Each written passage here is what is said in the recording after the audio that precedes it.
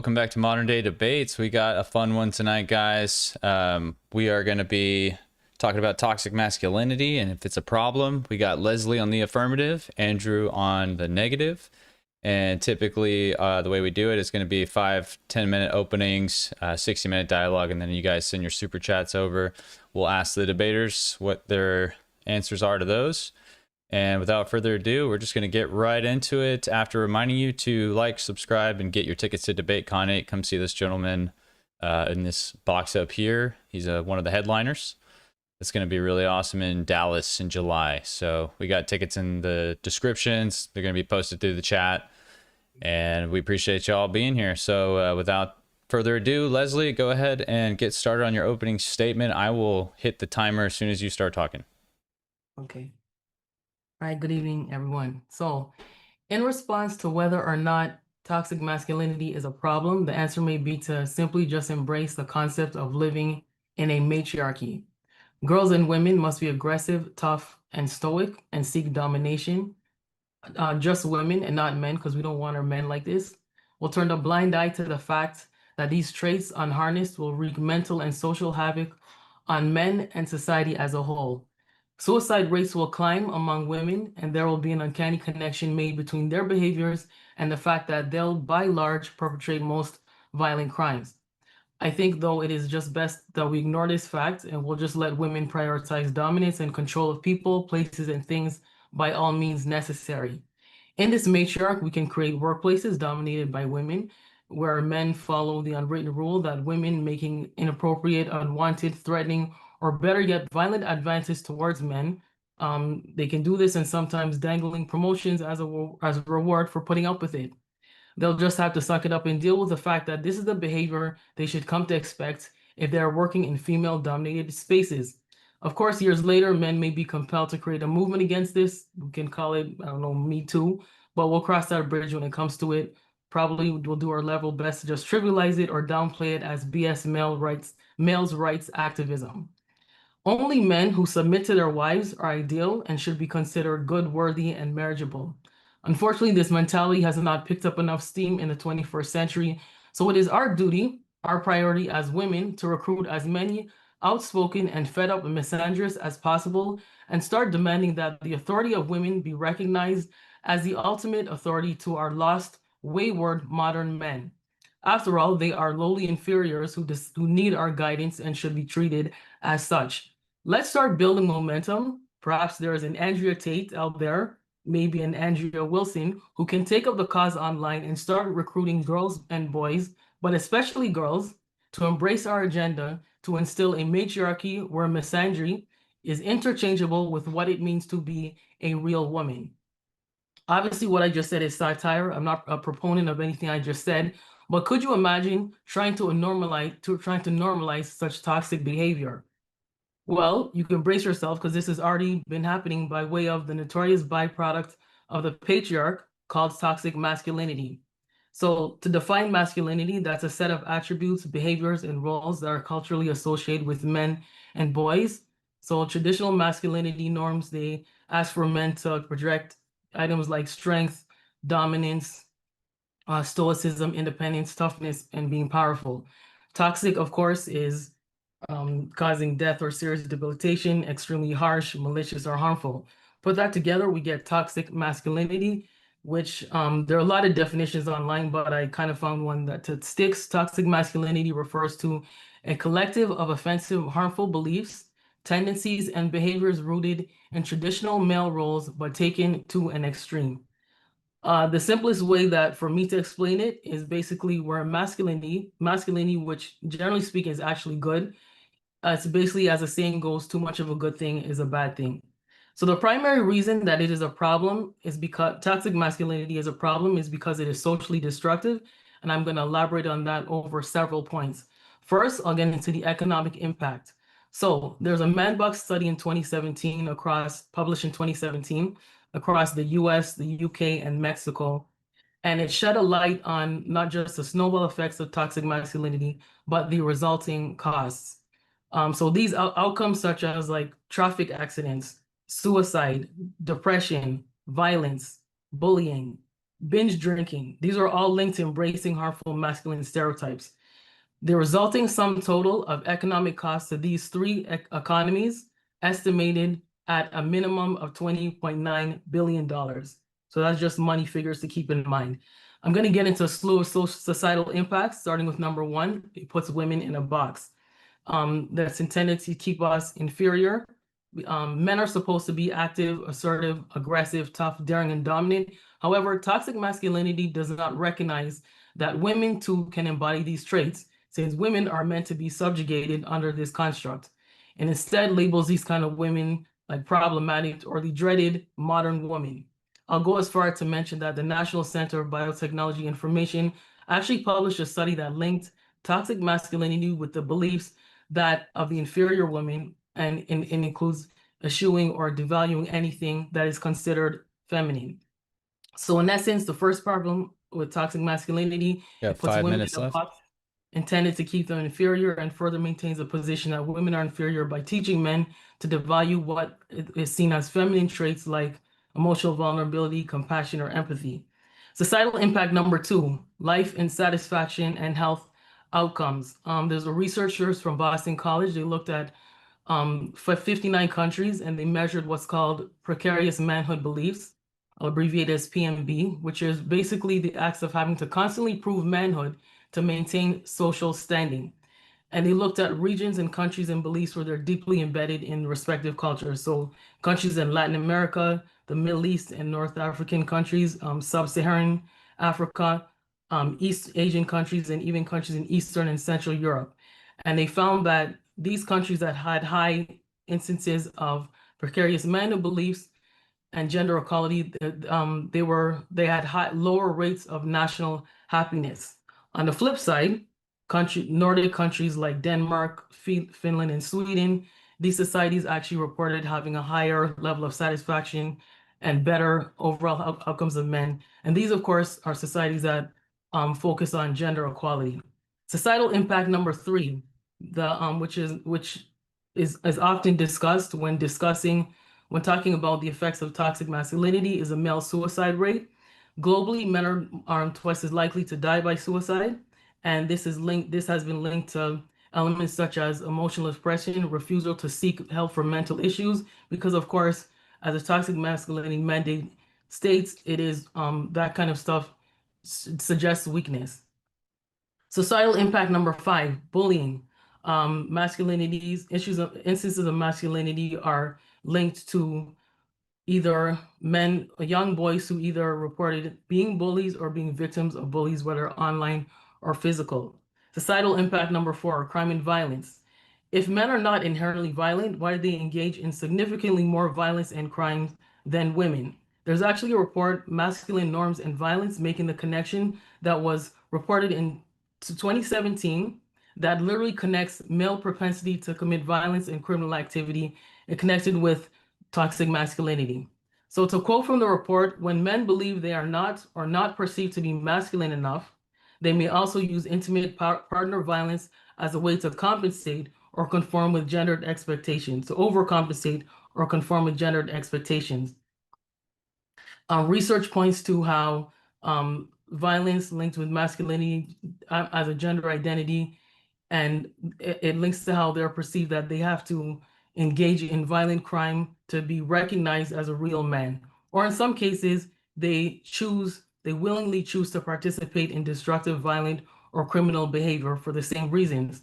So we see this play out in anywhere from gang culture, and when you even think about it, war, where military involvement, where you're bombing, killing people, military involvement and masculinity have always been intertwined.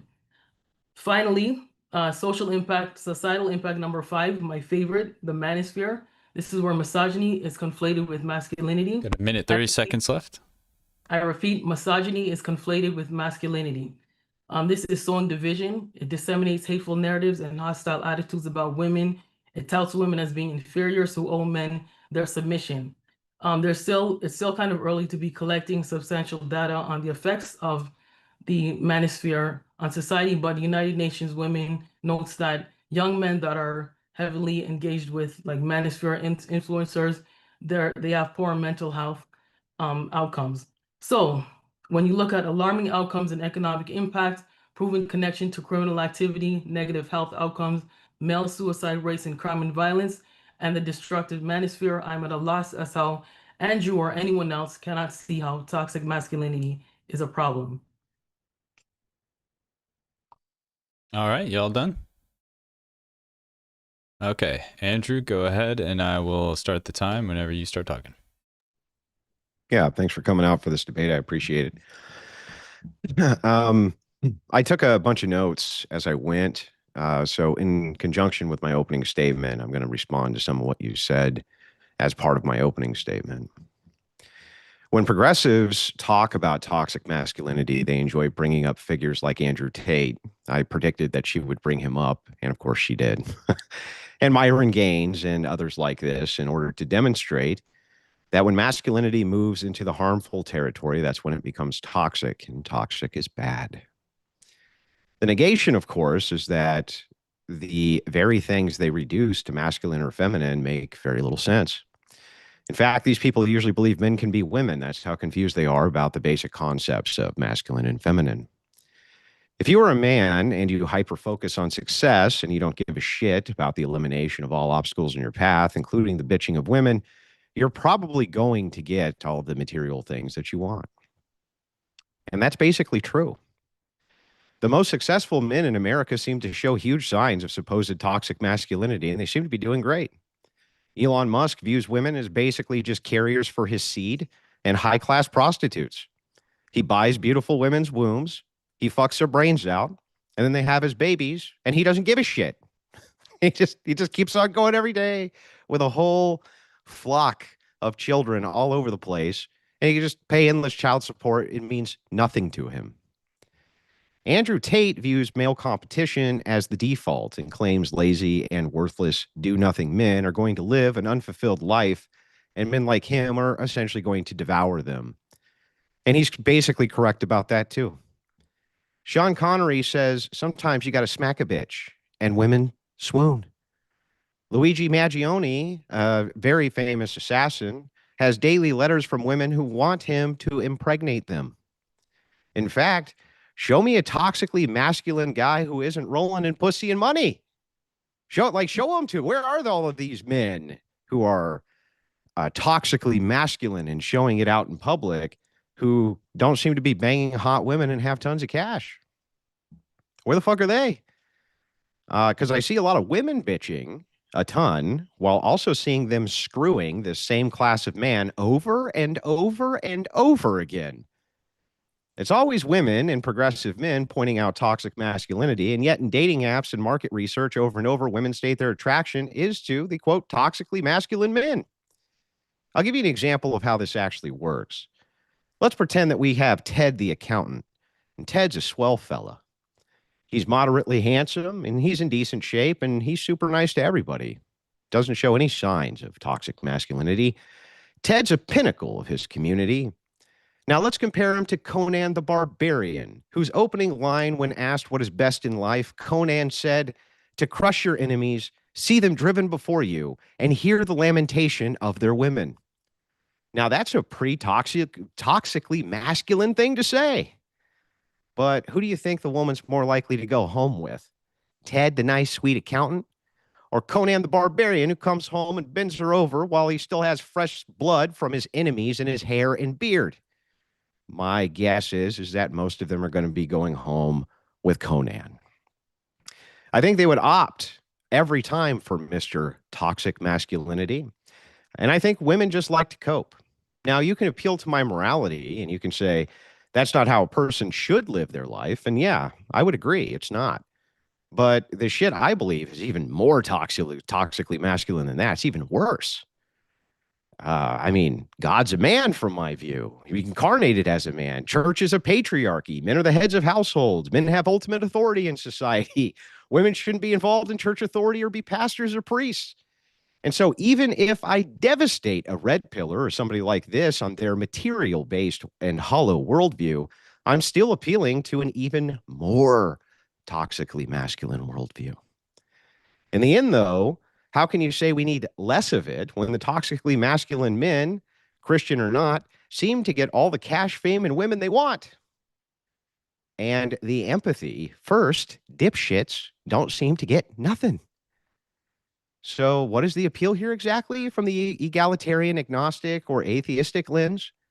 That's what I want to know, because all the evidence I can see goes right in the face of the idea toxic masculinity is bad, at least not bad for men. Maybe it's bad for women. maybe that's the case she wants to make, is that it's not great for women. But ultimately, like, what are you going to do about it? Half the world owns half of the world's women, and they can't do shit about it. So it's not like you could do anything about it either. You can't do anything about the default setting of humanity. Bunch of the arguments that she made also don't make sense. She talks about all the negative outcomes that could possibly happen to humans, but she negates to talk about the primary outcome that we want, which is reproduction. And women don't reproduce with men. They don't want to fuck. So there has to be an attraction basis. If they don't want to fuck you, they're not going to have your babies. And it seems that women seem to gravitate towards men who have all these toxic masculine traits, have sex with them, and have their children. That's what happens over and over and over again. So I don't really know how it is that you're going to make the case that reproduction is not the primary edict, because it certainly seems to be, and everything that you listed seems to be only trivial or tangential in relationship to reproduction. I understand it was something of a clever tactic to bring up, if it was a matriarchy, that if we instilled these things from a matriarchal role, that men would consider them toxic. But I consider this to actually be a logical impossibility, because the standard is that women will always have to appeal to men to even have a matriarchy, because basically is based around whether or not men decide to let them have one or not. There's very little women can do about that. She also ignores biological distinctions for how the sexes tend to divide themselves and organize themselves. And so even in the idea of matriarchal societies, there's no reason for me to believe that there would be a biological flip, or that for some reason women who tend to guide with empathy before they do any of these supposedly toxic masculine traits. You see, she didn't reject biology, because she said men must be inherently violent. That's a biological claim. So if that's the case, I don't know why we get to just flip biology for matriarchy versus patriarchy. She points out a study, but I don't believe she read it, and I'm happy to dive into whether or not she did. But it doesn't actually give me enough information to make any determinations with anyway. She talks a lot about things which are shared traits between men and women. Both men and women have the capacity for violence. They have the capacity for empathy. They have all the capacity for these things. So usually these are divided down virtue lines. She also says that men in countries where you constantly have to prove your manhood, I would just argue that that's all countries. All countries, there is a social requirement for men to behave like men, not so much from a governmental threshold, rather from a reproduction threshold. Women seem to desire men who are more masculine men, and seem to not desire men who are not. She also points out, for instance, suicidality. She says it's higher in men. That's true, but men also have things that women don't. Like, for instance, they have PTSD, oftentimes from being in combat theaters for prolonged periods of time. Women don't have to deal with that, not generally anyway. You also have an issue of male disposability, which often comes down to women lobbying for favorability in court systems and things like this, which has prevented men from being very successful, at least for 40 years, from being able to get custody of their families. That leads to a lot of this. And also, she forgets that the strongest correlate between homelessness and male suicidality is having a single mom. A couple things to kind of address here too. When she points out that men are twice as likely to die from suicide, she also points out that the happiest countries are the what did you say, Denmark and these countries, right? The Norwegian nations. Well, the problem there is that the suicide rates in those happiest nations were also extraordinarily high. It was much higher than average, even when they were assigned the happiest nations on planet Earth, which is ironic. So you point out how happy they are. At the same time, their suicide rate is much higher. You also pointed out gang culture, which I think is funny because I don't think that that's much of a problem in most Scandinavian nations, where you just said that they're the happiest. I would equate a lot of that to the fact that they're homogenous. You also point out manosphere misogyny, but that's just not using the term correctly. Misogyny itself means hatred for women. I think you need to demonstrate the manosphere hates women. Otherwise, you're using your own proprietary definition of misogyny, which seems very much like something a misandrist would do. So I'm just pointing all of these things out, and I'd like to dive into each of them, and I'm ready when you are. Awesome. Thank you guys for your opening statements. We'll get into the 60-minute open dialogue, and I'll get the timer ready. Real quick, guys, if you're new here to the channel, please like, subscribe. We got some memberships, and we have DebateCon 8 coming up. It's our flagship debate conference in Dallas this year in July, coming up. 2 days of debates nonstop. It's going to be our biggest one yet. It will sell out within the next month. So get those tickets, get a spot, check out Andrew, check out some of the other debaters there. And then, yeah, come hang. Let's get into the open dialogue, guys. So whoever wants to kick it off, since Andrew just stopped, Leslie, you might want to answer a couple of those questions, or... Yeah, I have a quick question I'd like to dive into, if you don't mind me getting the first inquiry. I'm happy if you want to take the first inquiry too. It's up to you. Go ahead. Yeah. How come boxing isn't toxically masculine? Just in and of itself, what makes it not toxically masculine? It seems to fit all of the traits that you listed for toxic masculinity. So how come the sport itself isn't toxically masculine? What sets it apart? Well, who said it wasn't toxic? That's what I'm asking you. Is boxing in and of itself just the act of yeah, go. Just the act of pugilism in and of itself, two men going in and knocking the shit out of each other in a competitive way, which meets every threshold of toxic masculinity that you stated. Is it in and of itself toxically masculine? I personally don't see a purpose in boxing, and I would consider that a byproduct of an example of toxic masculinity. Same with UFC. I don't watch UFC, but same with all male dominated team sports. For instance, why isn't football net toxic masculinity? Why isn't basketball toxic masculinity? Why aren't those things which fit the definitional criteria perfectly not toxic masculinity? Why not? What makes them different? Well, I can't think of I'm not going to consider how sports are related to it, but when you mentioned boxing, I don't see the point in pummeling somebody to the point where they have serious cognitive effects later on in life. I don't see the point in that. So But therefore it should be abolished, right? I didn't say it should be abolished. Well, why not? Why wouldn't you want to get rid of something that's toxically masculine? Why do you want to keep something which is toxically masculine as part of society? Exactly. That's weird to me. Why? Do you think it's a problem to have a sport that encourages negative health outcomes in the future? Hell no. I think that's a problem. So if the boxing is a product of toxic masculinity, and these are the problems that are known to arise from boxing, then it's a problem. I didn't say anything. No, you're claiming. Hang on. But I just hang on. This is that we have a distinction. I just asked if it was a problem, and you said yeah. From my view, it's not. I'm talking about your view. No, but I asked you if there are a problem with a sport that is known to cause significant cognitive. And the answer from me was what? Said yes. The answer from me, no. I said no. Okay, we can play that back, but you said no. No. It's fine. If they want to knock the shit out of each other, I'm fine with it. Okay. At least that's what I meant by yes. Right? Okay, you're fine with that. Yeah, I'm fine with it. Okay, so I have a couple things I want to address. Well, hang on. Before we do, I want an actual answer to my question. Why aren't all team sports, which are men driven, what makes any of them not toxically masculine? What's the threshold breaker? Because they fit your criteria perfectly. Athleticism does not fit with the concept of what toxic masculinity. I didn't say athleticism. I said male driven team sports. Football, yeah, basketball, football. Tell me which criteria. That's part of athleticism. Yeah, which criteria don't they meet?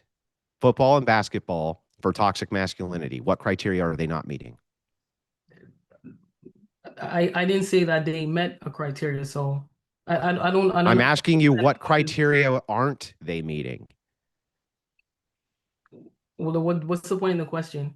Because I want to determine if from your view, football and basketball meet all of the criteria you gave me for toxic masculinity. And if they No, do, okay, then what is it that they don't meet as far as the criteria? What don't they they've meet? not gone to the extreme of being harmful.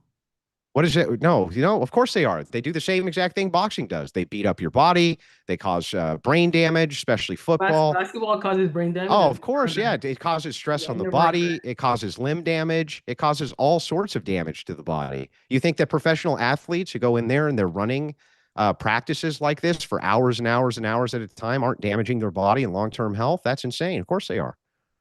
that. Okay. Well, okay. So Fine. what is it? So what is it specifically that makes these two sports not toxically masculine? What? I don't find them harmful to society. They're not What is it? harmful. They're not But harmful to. They're not harmful. They're not how could toxic. it not be harmful when the players are There's getting nothing wrong with being. There's nothing wrong with being how are competitive. they not There's nothing wrong harmful with when competing. players are There's getting their nothing wrong with brains competing how are they not at a harmful professional when level. players are getting their brains bashed in football, right? They're getting concussions. Sometimes they die. They get all sorts of long-term health ramifications. They get brain damage, all the same shit you see in boxing. How are you going to say that's not harmful? How's that Football is not another sport. harmful? First of all, football is another sport I don't get. But I don't watch football. I don't watch, but I'm just saying that for sports that where there's nothing wrong with being competitive as an athlete or Yeah, perform but at a professional level. There's yeah, nothing but I think wrong. you're missing the point of the inquiry. The point of the inquiry is to say toxic masculinity needs to stop because it's bad for society, right? I said That's what toxic masculinity is a problem. Okay, and So why that don't you well, if address what the I'm problem sorry, do is? you usually solve problems or do you just not solve problems? Because I Yeah, think so you so okay, solving great. problems is looking how things get to an extreme. So you Hmm. address it before it gets to an extreme. Yeah, but I mean, football is There's already nothing. football. What's an extreme of toxic It's just like masculinity? sport. It's just like hazing in sports was was part of the sports culture. But when the industry looked at it and realized, well, there's a problem with it, that's kind of being taken out of the realm of sports. So you can still have Well, sport. hang on, Possibly back it's up for not. me. When you say an extreme example of toxic masculinity, you just mean toxic masculinity which causes harm. That's it, right? That's all you mean by extreme? I mean, when you look at the extreme, when what it means to be a man is taken to the extreme and becomes harmful, that is when it becomes toxic. So Yeah, when you but what is the address those harm? problems, remove it. Yeah, but how do Pardon me? yeah, but when you're demonstrating harms, right? This Okay. is bad because it's harmful. If you are damaging your health by playing basketball professionally, how are you going to tell me that's not harmful? Well, you can engage in any kind of work, whether it's physical or whether it's sitting at a desk So without. all competition's actually harmful. But when you're actively putting yourself in a position to be pummeled, I don't understand the point of that. I don't see the What point. form of competition is not harmful? You're always harming somebody. Not physically, not necessarily It physically. doesn't matter if it's physical. Bullying isn't physical. It can be physical, but it's not necessary that it is. What form of competition do you ever engage with somebody in where there's not a loser and therefore harm? Yeah, but competition is not toxic. So I don't understand the point of that What do question. you mean it's not toxic? I thought all that toxic meant is competition that's masculine or some sort of masculine characteristic which causes harm. The harm is the problem here, right? It's the harm aspect that we want to because you don't care about toxic masculinity if it's not harmful, right? You don't give a shit. Well, in that instance, it's not toxic. So Right, because it causes no harm. I'm saying that almost all forms of competition cause harm, though. Almost all of them. So if really what your goal here is just basic harm reduction, and you think addressing toxic masculinity reduces harm, why not take it to the next step and address all competition, since all competition causes harm? because as I said in my opening speech, too much of a good thing can becomes a bad thing. But I did not. I'm not. You chose to focus on sports or competition. I didn't say that. What I want to do is make a distinction between what is there's nothing wrong with something but it can become toxic when it is when it's in its most extreme form. So I don't understand the point in bringing up. Yeah, I don't. What do you mean by the word You know, extreme there? What does that mean when you say extreme there? What is because that? No, no, hang on, hang on. I'm not asking you to give me a because. I'm asking you what specifically when you say this is extreme, what does extreme there mean? What does that mean? well, it's the difference between, say, jealousy and envy. It's the difference between Those are examples. I'm asking what it means. What is what it it's an analogy for the extreme when it's too much of something. Okay, so extreme Too just much of a means good thing is a bad thing when you've gone to the extreme, or when you've done too much of, when it's too much and of, how do we make value assessments on when something's too much? well, when it becomes harmful. Okay, so then the whole point here is to reduce harm. Okay, so you take a So look then at what on so aspects then of so competitive then sports so then hang are on. So then harmful, and you eliminate so it. So hang on, hang on. I'm just making sure we get clarity here in the semantics so that you can't weasel out of this. Really, your goal here is to make a reduction of harm, correct? okay, Is that correct or not? yes, Okay, great. If that's correct, and then you're addressing toxic masculinity and saying toxic masculinity causes harm, things which are toxically masculine are harmful. Therefore, I suspect that you want to eliminate those things or remove those things, right? That they cause harm. yeah. In some instances, it needs to be eliminated or just revisited. So we should eliminate boxing. No, it's Why? what I'm saying is that, Why not, though? That would that definitely reduce harm. oh, okay, so, or sorry, then maybe there's a way to approach the sport of boxing where that can be eliminated. If maybe it is found years later that the sport is not something that is healthy for any individual to be partaking in. Who knows? Maybe in the future, maybe taken I'm away. talking about right now. It's the Right same thing now, as, two men walk into a ring and they beat the holy shit out of each other with their I don't see fists. the point in that. Yeah, I'm not asking if you see the point in it. I'm asking since it's obviously toxically masculine by your definition because it causes harm. Masculine behavior which causes harm is toxically masculine. That is I didn't say masculine behavior causes harm. I didn't say that. You're No, no, making a no. connection. Hang Hold on, hang on. on. You're making a connection between masculinity and violence, which I didn't. I did not No, say no, that no, no. masculinity causes harm. I'm not saying you're claiming that masculinity itself is harmful. I'm saying that you're claiming that a masculine trait, which is taken to its extreme, extreme here meaning harmful, is the thing you're trying to stop. So a masculine trait which leads to harm, right?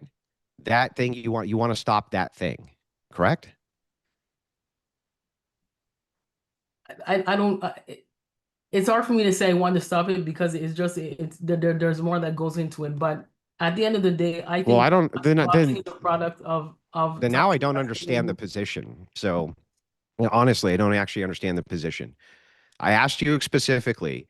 You said that you want to stop extreme versions of the whatever the masculine behavior is. When I ask what does extreme mean here, you say what extreme means here is too much of it leading to harm. So this means masculine thing plus too much of it, which leads to harm, is the thing we're trying to reduce or get rid of here. Boxing meets the criteria of too much of masculine thing, which leads to harm. So why aren't we getting rid of boxing then? Okay, can you not create a complete face guard or something?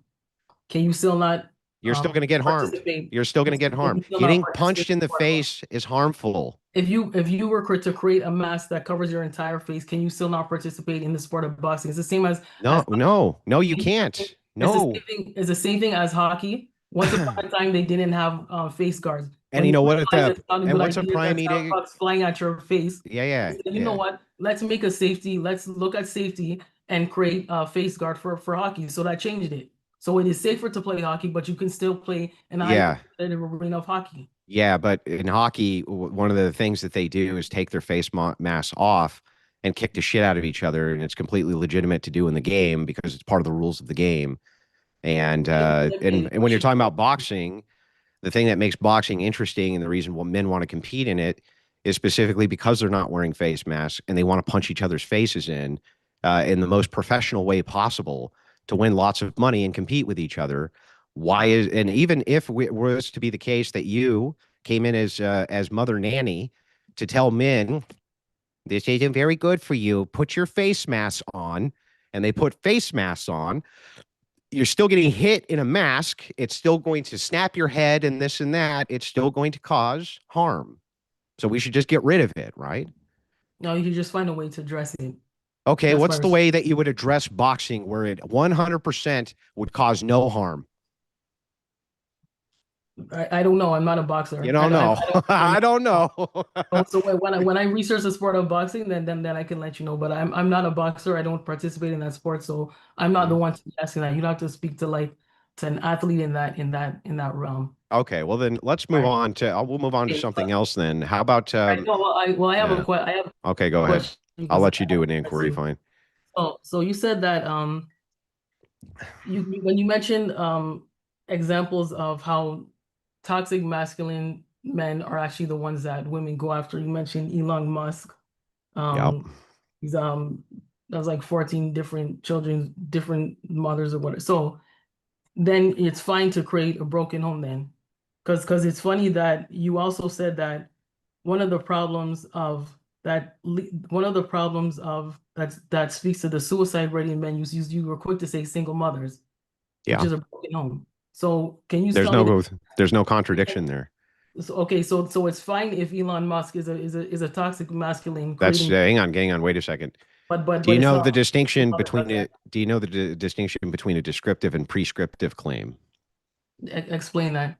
Okay, descriptively, I'm telling you something that is. Prescriptively, I'm telling you something that ought be. That is no will not be. No, ought to be. Should be. It's prescriptive, this should be. Descriptive is this is. Me explaining to you that Elon Musk is rich, is fucking lots of women, and is having lots of children is in fact the case. Do we disagree on that? Is that a problem? No, well, hang on. Before we get to that, do we agree that that is in fact the case? Yes. Great. Now, you forgot in the rest of my opening statement where I said as a Christian, right? I actually battle against red pillars and people like this who prescribe this, but it's just with another form of what you would consider toxic masculinity to be, which is something which is based in patriarchy, female submission, and the idea that men are the heads of families and the head of the church. So that would actually combat single motherhood, since within my toxically masculine worldview, the entire goal of having children under God is through a marriage, right? And you have the support system of the church which assists with that. So one of the major reasons you end up with divorces, and you see so few divorces among the really, really heavily religious, is because of that support network. So it addresses both of these things. It's both descriptively true that I see lots of these red pill guys fucking lots of hot women and rolling in the money, and tons of more women seem to show up to have lots of sex with them every time they turn around. And it's the case that I think that my worldview is superior at the same time. So Elon Musk as your model, as a representative of toxic masculinity, do you think it is a problem that he's going out and creating broken homes? Sure. Thanks. Terrible. So you have toxic masculinity as a problem. Well, that's not. Hang on. But I'm combating it with even more toxic masculinity. You mentioned no, I'm combating it. I'm combating it as somebody who represents what toxic masculinity is about. Yeah. You said, he gets to sleep with a bunch of women. He has all these children, and it doesn't matter because for whatever reason, he can do what he wants. So that's I understand. I understand what you're. Yes, I understand your point. Is that a problem? Yes, let me give you the response. Let me give you the response here, right? Let us pretend for a moment that you had a man who tortured other men and he was really good at it. Okay. Like he was the best torturer around. And you were like, man, torture is really bad. And I wish this guy would stop torturing people. And I said, hey, I'll put a stop to that. And I went and tortured the torturer to death. You would still say that's bad, Andrew, because you tortured the torturer to death. And I don't believe in torture. So when I say, yes, I would combat Elon Musk and his ideology of having sex with lots of women to have bastard children all over the United States, that has no bearing on whether or not I would use the most toxically masculine cultural religious practices of our time, which is patriarchal Christianity. So you're just back to the same problem. I might say, hey, I think that this is harmful, but I'm combating it with actual toxic masculinity. So what do you mean? If the answer to toxic masculinity being harmful is just more toxic masculinity, then sure.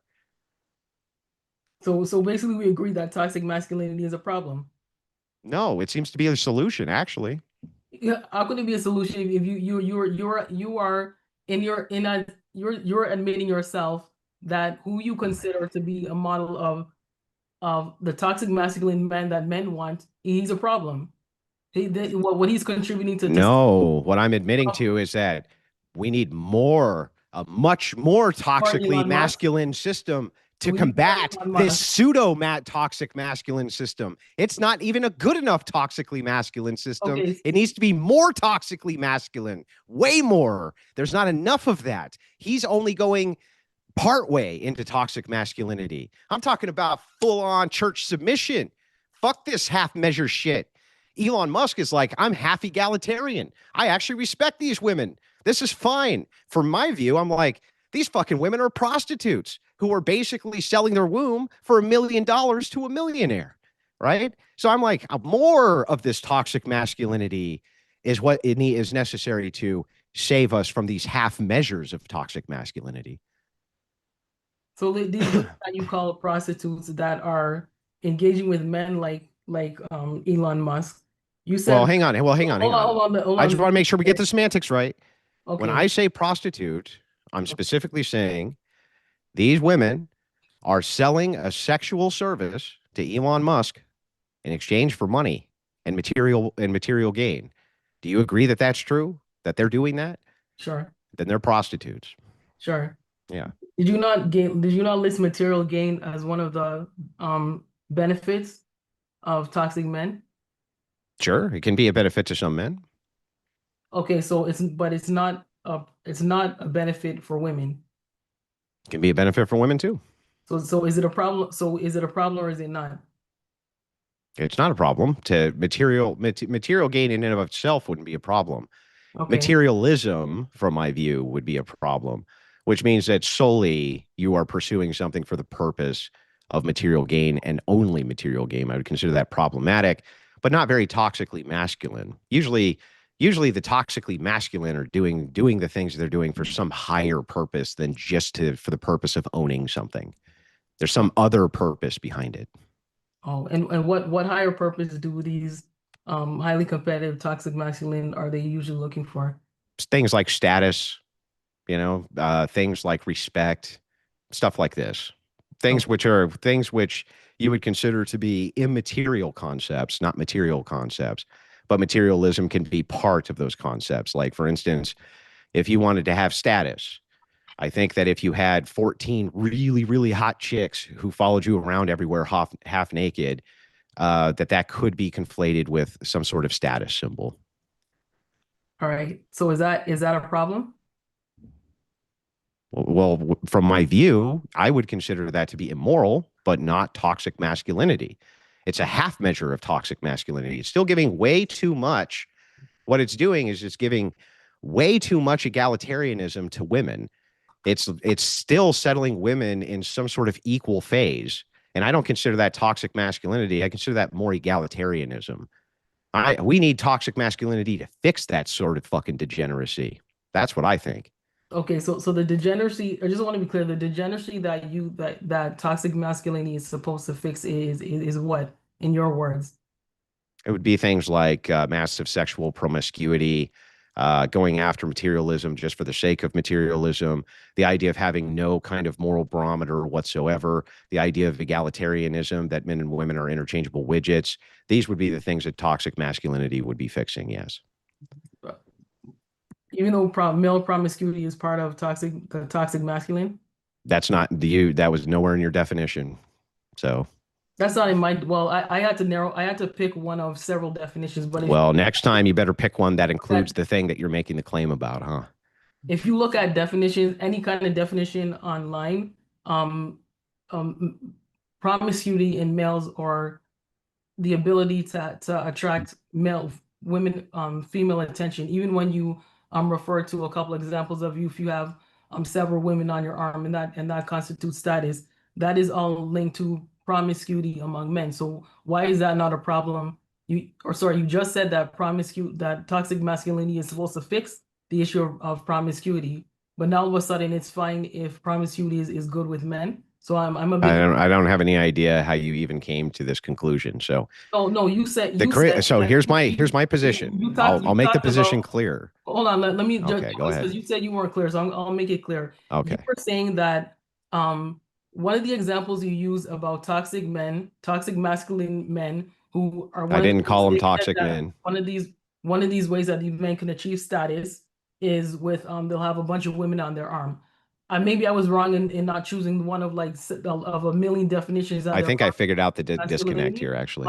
But promiscuity is part of that type of prowess in men is also part of the toxic masculine behavior. So then you're just adding things to your definition. So if you are saying that toxic masculinity is supposed to fix promiscuity, I'm unclear as to how it's okay with men but not for women. So let me try this again. My opening statement said, quote, when progressives talk about toxic masculinity, they enjoy bringing up figures like Andrew Tate and Myron Gaines. Okay. When progressives, so from the progressive view, they see this as being toxic masculinity. I see it as just being more progressive degeneracy. Has nothing to do with toxic masculinity at all. What I'm saying is that in order to fix that progressive degeneracy, we need more toxic masculinity. And the most toxic of all forms of masculinity is the patriarchal Christian church. That's the most toxic. And so since I want to use the very most toxic of all toxic masculinity by the definition that you gave, I want the Christian church to come in and assist with putting a stop to all of this progressive nonsense. Pretty simple. So I think toxic masculinity will actually fix most of this shit. That's what I think. In your opening statement, you mentioned Elon Musk. You mentioned that women... From the progressive view, from the view of the progressive. I'm not a progressive. I separated my intro into two parts. The progressive view and then Andrew Wilson's view. The whole second part was my view. You keep quoting the first part, which is your view. The things you consider to be toxic masculinity, which I don't believe are. I think that they're just forms of progressive egalitarian degeneracy, and that actual toxic masculinity, the things which are you would consider to be the most extreme versions of masculinity, which is women are to submit to the patriarchal order. That's the Christian church. That's my view. That's what toxic masculinity is, if we're looking at the extremes of masculinity. So did we not have a point in time when women were more submissive men are their partners? Yeah. So what happened? If that's supposed to be the answer to fix the problems of today, why did we revert from that? Because of birth control? If that was the answer. Because of birth control mostly? Because of birth control. Yeah. Oh, that had nothing to do with the fact that there's a feminist movement where women felt that they were devalued. Yeah, and what year did birth control? Yeah, what year did birth control come out? Do you know? Between the 60s and 70s. Oh, and when was that big feminist movement you're talking about? You know how long women have been fighting? Hey, answer my question. When was that big feminist movement you're talking about? Which movement? You know how long the feminist movement... Wait, hang on. The primary feminist movement that you would be referencing for when women started moving out of those submissive roles. I didn't reference. When they started moving out of those submissive roles was between which years again? The 60s and 70s, man. Around the same time as birth control, man. Wow, that's crazy. The connection there, that now you can have sex without it leading to reproduction. And so because of that, there's no consequences. That's crazy. So that's entirely why where women stop submitting. It is completely due to birth control. That's what rearranged interpersonal male and female dynamics, was the ability to have sex without consequences.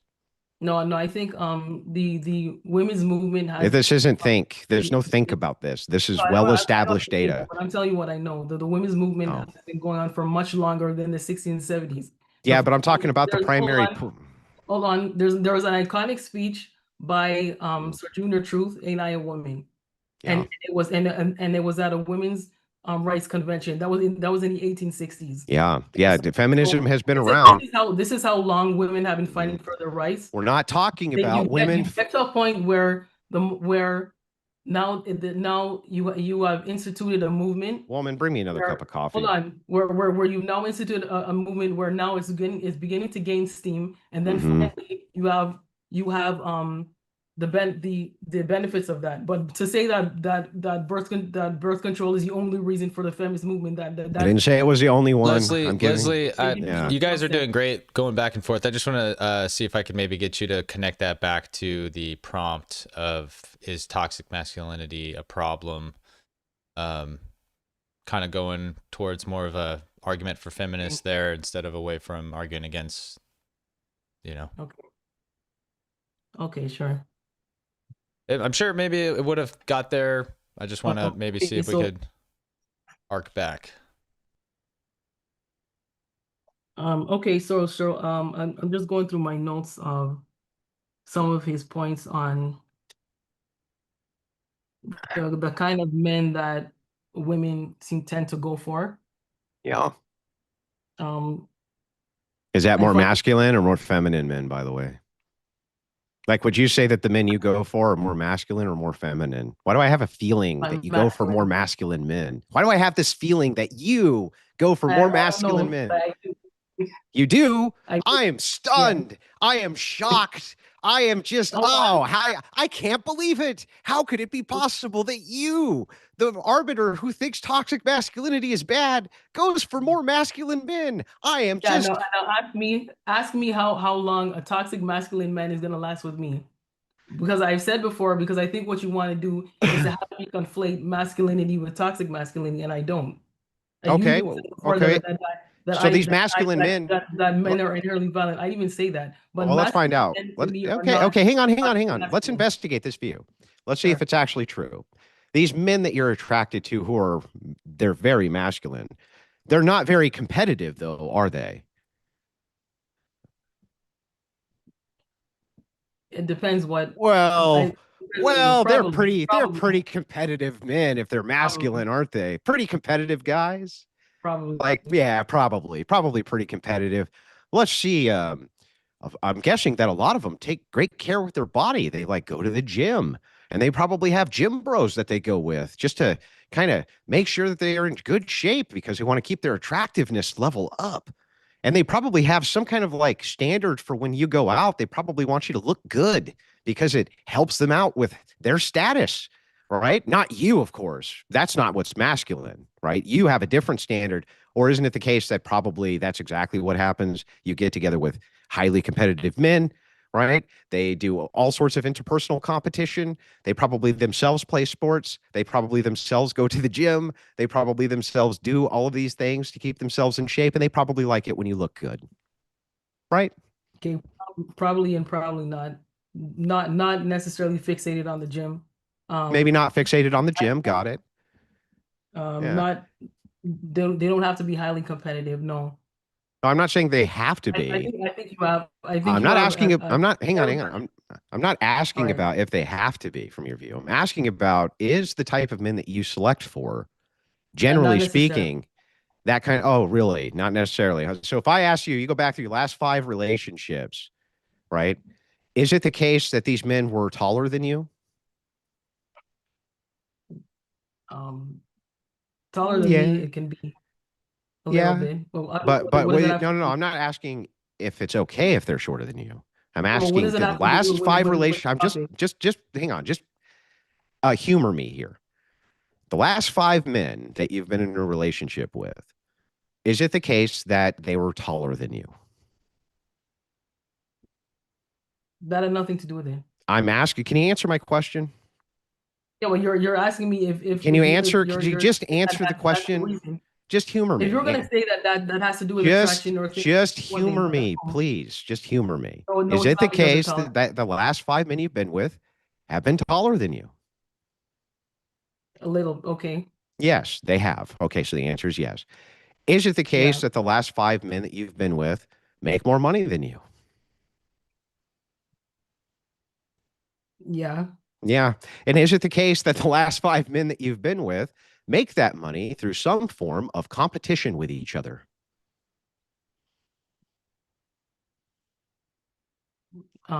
With other men. They make their money through some form of competition with other men, whether it's in the office, they're in sales, they whatever it is that they're doing, they're in competition with other men to make money. I don't know. You don't know? They compete with men or women to make money because they work with men or women. So Yeah, but they're in I don't competition with somebody. They're in competition with Okay. somebody, right? They're in competition with somebody then. And mostly men, Okay. right? They're mostly in competition with other men. Well, there's women in the workplace, so Sure, men and but that women. doesn't mean that that's who they're competing with. Well, who are they competing with if that's who they work I don't with? know. I don't know what their occupations are, but generally, if But you look at then I'm male, telling you that it's if either you, men or women. well, let's see. You want me to say that Yeah, they're only competitive with men, which is a mostly, very limited. just at least mostly competitive with men. So if they're in a male-dominated job like construction, or if they're mechanics, or if they're these are all jobs where there's very few women. Unless you were dating with a bunch of doctors, nurses, or sociologists, chances are pretty good that they're competing with other men, right? Okay, so what does this have to do with Because with it's the just topic? to me, and this isn't abruptly meaningful. I agree with that, but to me, every time I have one of these conversations with a woman about toxic masculinity, and then I ask her about the preferences of the last 5 relationships that she's had, for some fucking reason, all the time, they always choose the toxically masculine men. It's bizarre to me. They choose men who are tall and What who does are being handsome. taller what does being handsome and being taller and being competitive have to do with being toxic? Do you know the difference between being masculine and being toxic? What's the What does difference? competitiveness and taller and being taller and being handsome have to do with being toxic? Because I think that when you use masculine traits and you say the extreme, when you say extreme, you just mean things that cause harm. I think that the competitive nature of men by its very nature causes harm. By its very nature, it's harm causing because if I'm a winner, somebody else is a loser. That's just the way that it is. That's a descriptive truth about the world. And it's really curious to me how many women think that it's very toxic for men to fall into the quote extremes of competitiveness with each other, while at the same time seem to be the most attracted to men who make a lot of money because they're very competitive with each other. I didn't say anything about a lot of money. Well, no, it's usually a package, right? They're usually taller than you, handsome, and they Usually, make more money than but you're you. talking to me. Okay, but you asked me, but you're asking me what, and you readily assume that it has to be a lot of money, and you're already making a connection between competitiveness and handsomeness and being taller and Well, competitive. hang Those on. Well, and competitiveness and those are money, nothing to do with each other. yeah, competition and money go hand in hand. People who have a more competitive nature make more money. That's Okay, almost what does this have to do universally with being true. toxic? What does it have to do with doing being toxic though? Is what I'm asking you. Because your version of toxic is causes harm. That's what toxic means to you. What Toxic does being competitive have to do with causing with you're trying to because say that just if you're gonna that's why win, they cause someone's something got to cause harm? lose. If you're gonna win, someone has to lose. So there's always going How to is be that harm entailed. Grab me a pack of smokes too. There's always going to be harm entailed. how is that harmful? That's reality though. If yes, that's right. If okay, you're frozen, Andrew. Legendary screenshot right there. Andrew, you might need to refresh. There you are. Okay. Yeah, I don't know what happened there. I think we're back. Yes, sir. All right, so this is how I want to But you're make right. It is the the difference case. between When you said the key word there, but that's reality though. That's right. okay, That's reality, baby. That's how it works in the real world. Men have to okay. compete with each other. They gotta kick the tar out of each other in order to get ahead in life. And the ones who make the most amount of money doing that, who also happen to be handsome, tend to get the most women. And even if they're not handsome, they still tend to get a lot of women if they have a lot of money due to their competitive nature. And those are all things that you would consider toxic, and yet women are the most attracted to those things. So it's very bizarre to me. That's not considered toxic. Okay, I'm gonna give you an example. So is it is it possible to be competitive in a company but still adhere to the ethics of a company? Certainly. Okay, did you see the Wolf of Wall Street, the movie The Wolf of Wall Street? I didn't see that movie. It was based off of. Yeah, I understand the concept of it. Yeah, yeah, Leonardo he was DiCaprio, this type of thing. That's yeah. just not my kind of So movie. okay, so if you Mhm. saw that movie, you would see what happens when the need of when the needs to be competitive and winning and money is taken to the extreme. So that is something that is a problem. If you saw the movie and you saw the behavior that I can't remember the person that Leonardo played, but there it was Okay. Hang on, let's explore this though, it because was highly unethical.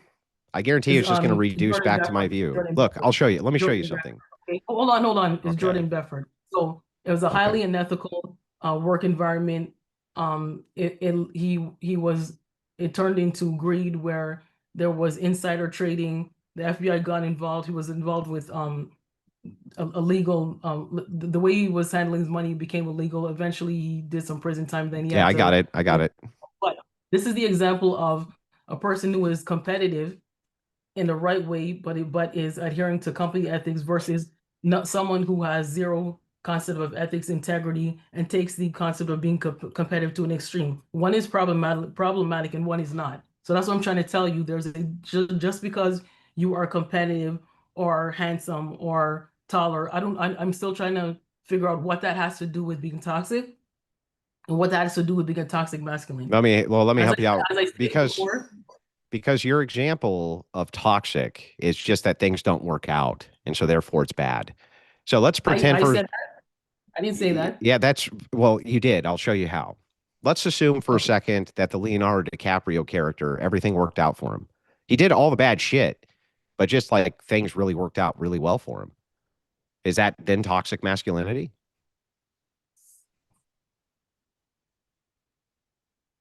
No. Yeah, Or sorry, exactly. sorry. Exactly. It's not. It's no longer toxic No, masculinity sorry, if it sorry, all just sorry, works sorry, out well for him. sorry. It is toxic masculinity because at the end of the day, you are engaging in unnecessarily harmful behavior based on the extremes of what it means to be a man. So yes, Yeah, it is. according to who though? What makes it harmful if it all works out for you? If it all works out for you, what makes it harmful?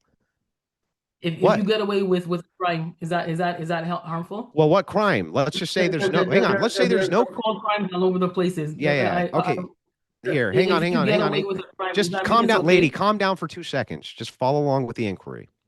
Let's assume that there's no crimes committed. But what this guy does is he humps like 10 chicks a day. He has protected sex. He humps like 10 chicks a day. They're all willing. He makes tons of fucking cash. He's a ruthless psychopath, okay, in the way that he does business and competition, but he stays within the confines of the law. And at the end of the day, he ends up with millions of dollars and he has a steady stream of women who come give him blowjobs every single fucking day, right? Is that toxic masculinity? Because if so, you need to demonstrate where's the harm. Well, you said that's toxic masculinity that needs No, to be I'm asking fixed. you, where's the harm from your definition? How is that? How would that be toxic masculinity from your view? How? If there's no harm, I didn't. Well, hang on. Follow along. He has a steady stream of women who come and give him blowjobs every morning. He ends up with okay. millions of dollars. He was ruthlessly competitive, but within the confines of the law and in conformity with the ethics of the stock market, which means he made tons of trades. He was very cutthroat about it. Lots of people lost a lot of money, but not him. And he was within the confines of the ethical code. Can you tell me that's not toxic masculinity, right? Because it all worked How's out that for to- him. how's that toxic? It's not. It's not, You right? have So really, you have women there on their consent. Okay. yeah, You didn't mention it because they didn't were married or anybody. So women I are got their it. So you got consent. women in their cassette. Operating, is operating within the confines of the ethics of the company and the law. So what's the problem? Totally agree. So that's not toxic So masculinity. Hang on. good. Totally agree. So that's not toxic masculinity, which means that the view that I have, which would put a stop to all that shit, that is toxic masculinity. And because I think all that shit's degenerate and bad, people like me who are the most toxically masculine would use that toxic masculinity to put a stop to all that shit because we consider it fucking degenerate and terrible for society. because it produces terrible outcomes for society still, even though you personally don't think that it's bad because there's no personal bad outcomes, right? You said that it works out for everyone. So what is the problem? No, I said it worked out for him, but he followed the Okay, law. He followed the he law. followed the law. He followed the Okay. ethics. Yes, lots and lots of people lost a lot of money and they lost their houses and all sorts of things due You didn't to say that. well, You didn't say that. hang on. That's just the necessary view of competition. If there's a winner in No, the you stock didn't say market, that. there's going to be You didn't say that, losers for in the example. stock market. If there's winners in the stock market, there's going to be losers in the stock market. Okay, If you well, then make you 10 shouldn't million, say that. hang on, stop, lady. If you make $10 million, okay, somebody else is probably going to lose $10 million. There's winners and there's losers. And so if you are the one who's winning and other people are losing, I already told you that that competition's necessary harm from that view. So what makes it toxic masculinity though? What? So okay, then what about that needs to be fixed? But since your version of toxic masculinity is supposed to fix this problem, what about you is supposed to fix Well, that? from And your there's view, nothing, there is no problem to fix you there. just It's said that not there's nothing toxic wrong with that. masculinity. So From my what view, about your toxic yeah, from my masculinity is gonna view, fix that? well, okay, so from my view, what you would consider the most extreme version of toxic masculinity would stop what I just consider to be progressive degeneracy and not toxic masculinity at all. Okay, and you said that that would be achievable by having women submit and a patriarchy, a religious patriarchy. So how is that not harmful for women?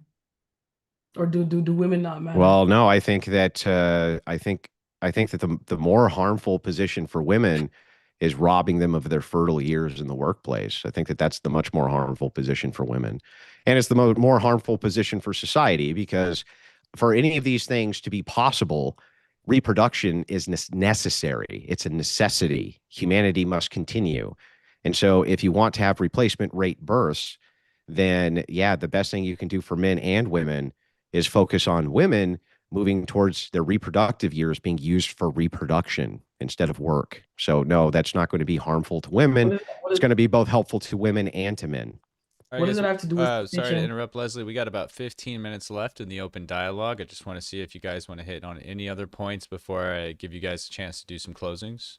Yeah, I just want to point out that your last statement has nothing to do with submission. Submission is about control. So I don't know what that has to do with women having children in their fertile years. Because you haven't demonstrated that being Women can controlled, still work. you haven't demonstrated that being controlled is to be harmed. You're controlled right now. You're controlled by laws. You're controlled by governments. You're controlled by taxes. You're controlled by all sorts of things. Are you controlled by that? Yes, of course. Okay, so then you can be controlled by your wife as well then, correct? No, we're talking about harms. When you say that a thing is harmful, you say control or submission is control. Is control necessarily harmful or not? Depends on the extremities of it. That's right. It depends, doesn't it? So for you to say that just because somebody submits and therefore they're controlled, that's harmful, you need to demonstrate that claim. You can't just make it. Okay, so it's not harmful. So you can be controlled by your wife. It's not harmful. Yeah, there's biological distinctions between men and women, and so the way that they engage with the world is going to be different. There's distinctions to be made.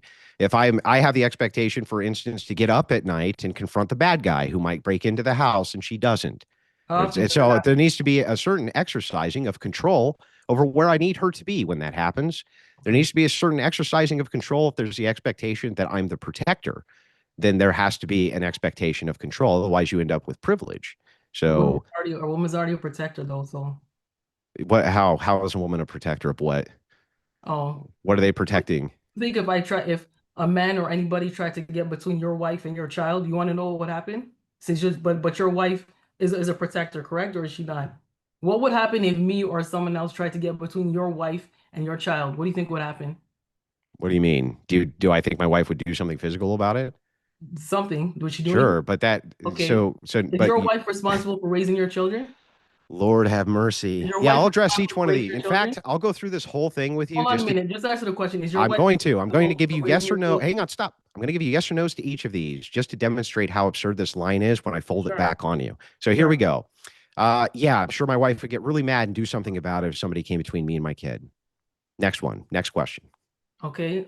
Does your wife Is your wife solely responsible or primarily responsible for raising your children? Sure. If anything goes wrong, like at the school or something, who are they gonna call? My wife. So she's a protector. Oh, okay. Wait a second. Now I've answered all of those questions, right? Yeah, with yes or no, right?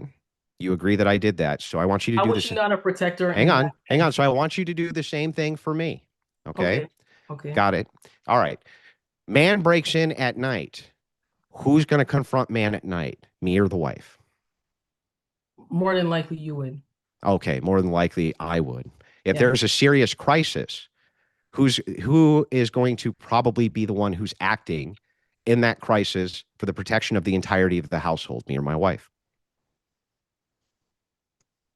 Based on your setup, maybe you would. Okay, me. Got it.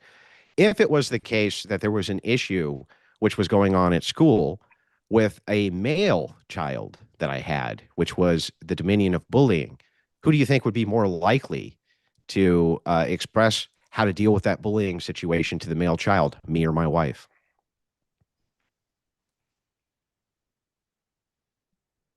I don't know because she's the one who's responsible for raising him, but obviously Well, you're no. So you made a bunch of conflation errors. The I said first I don't is, know. yeah, okay, that's fine. The first conflation error you made is formative years.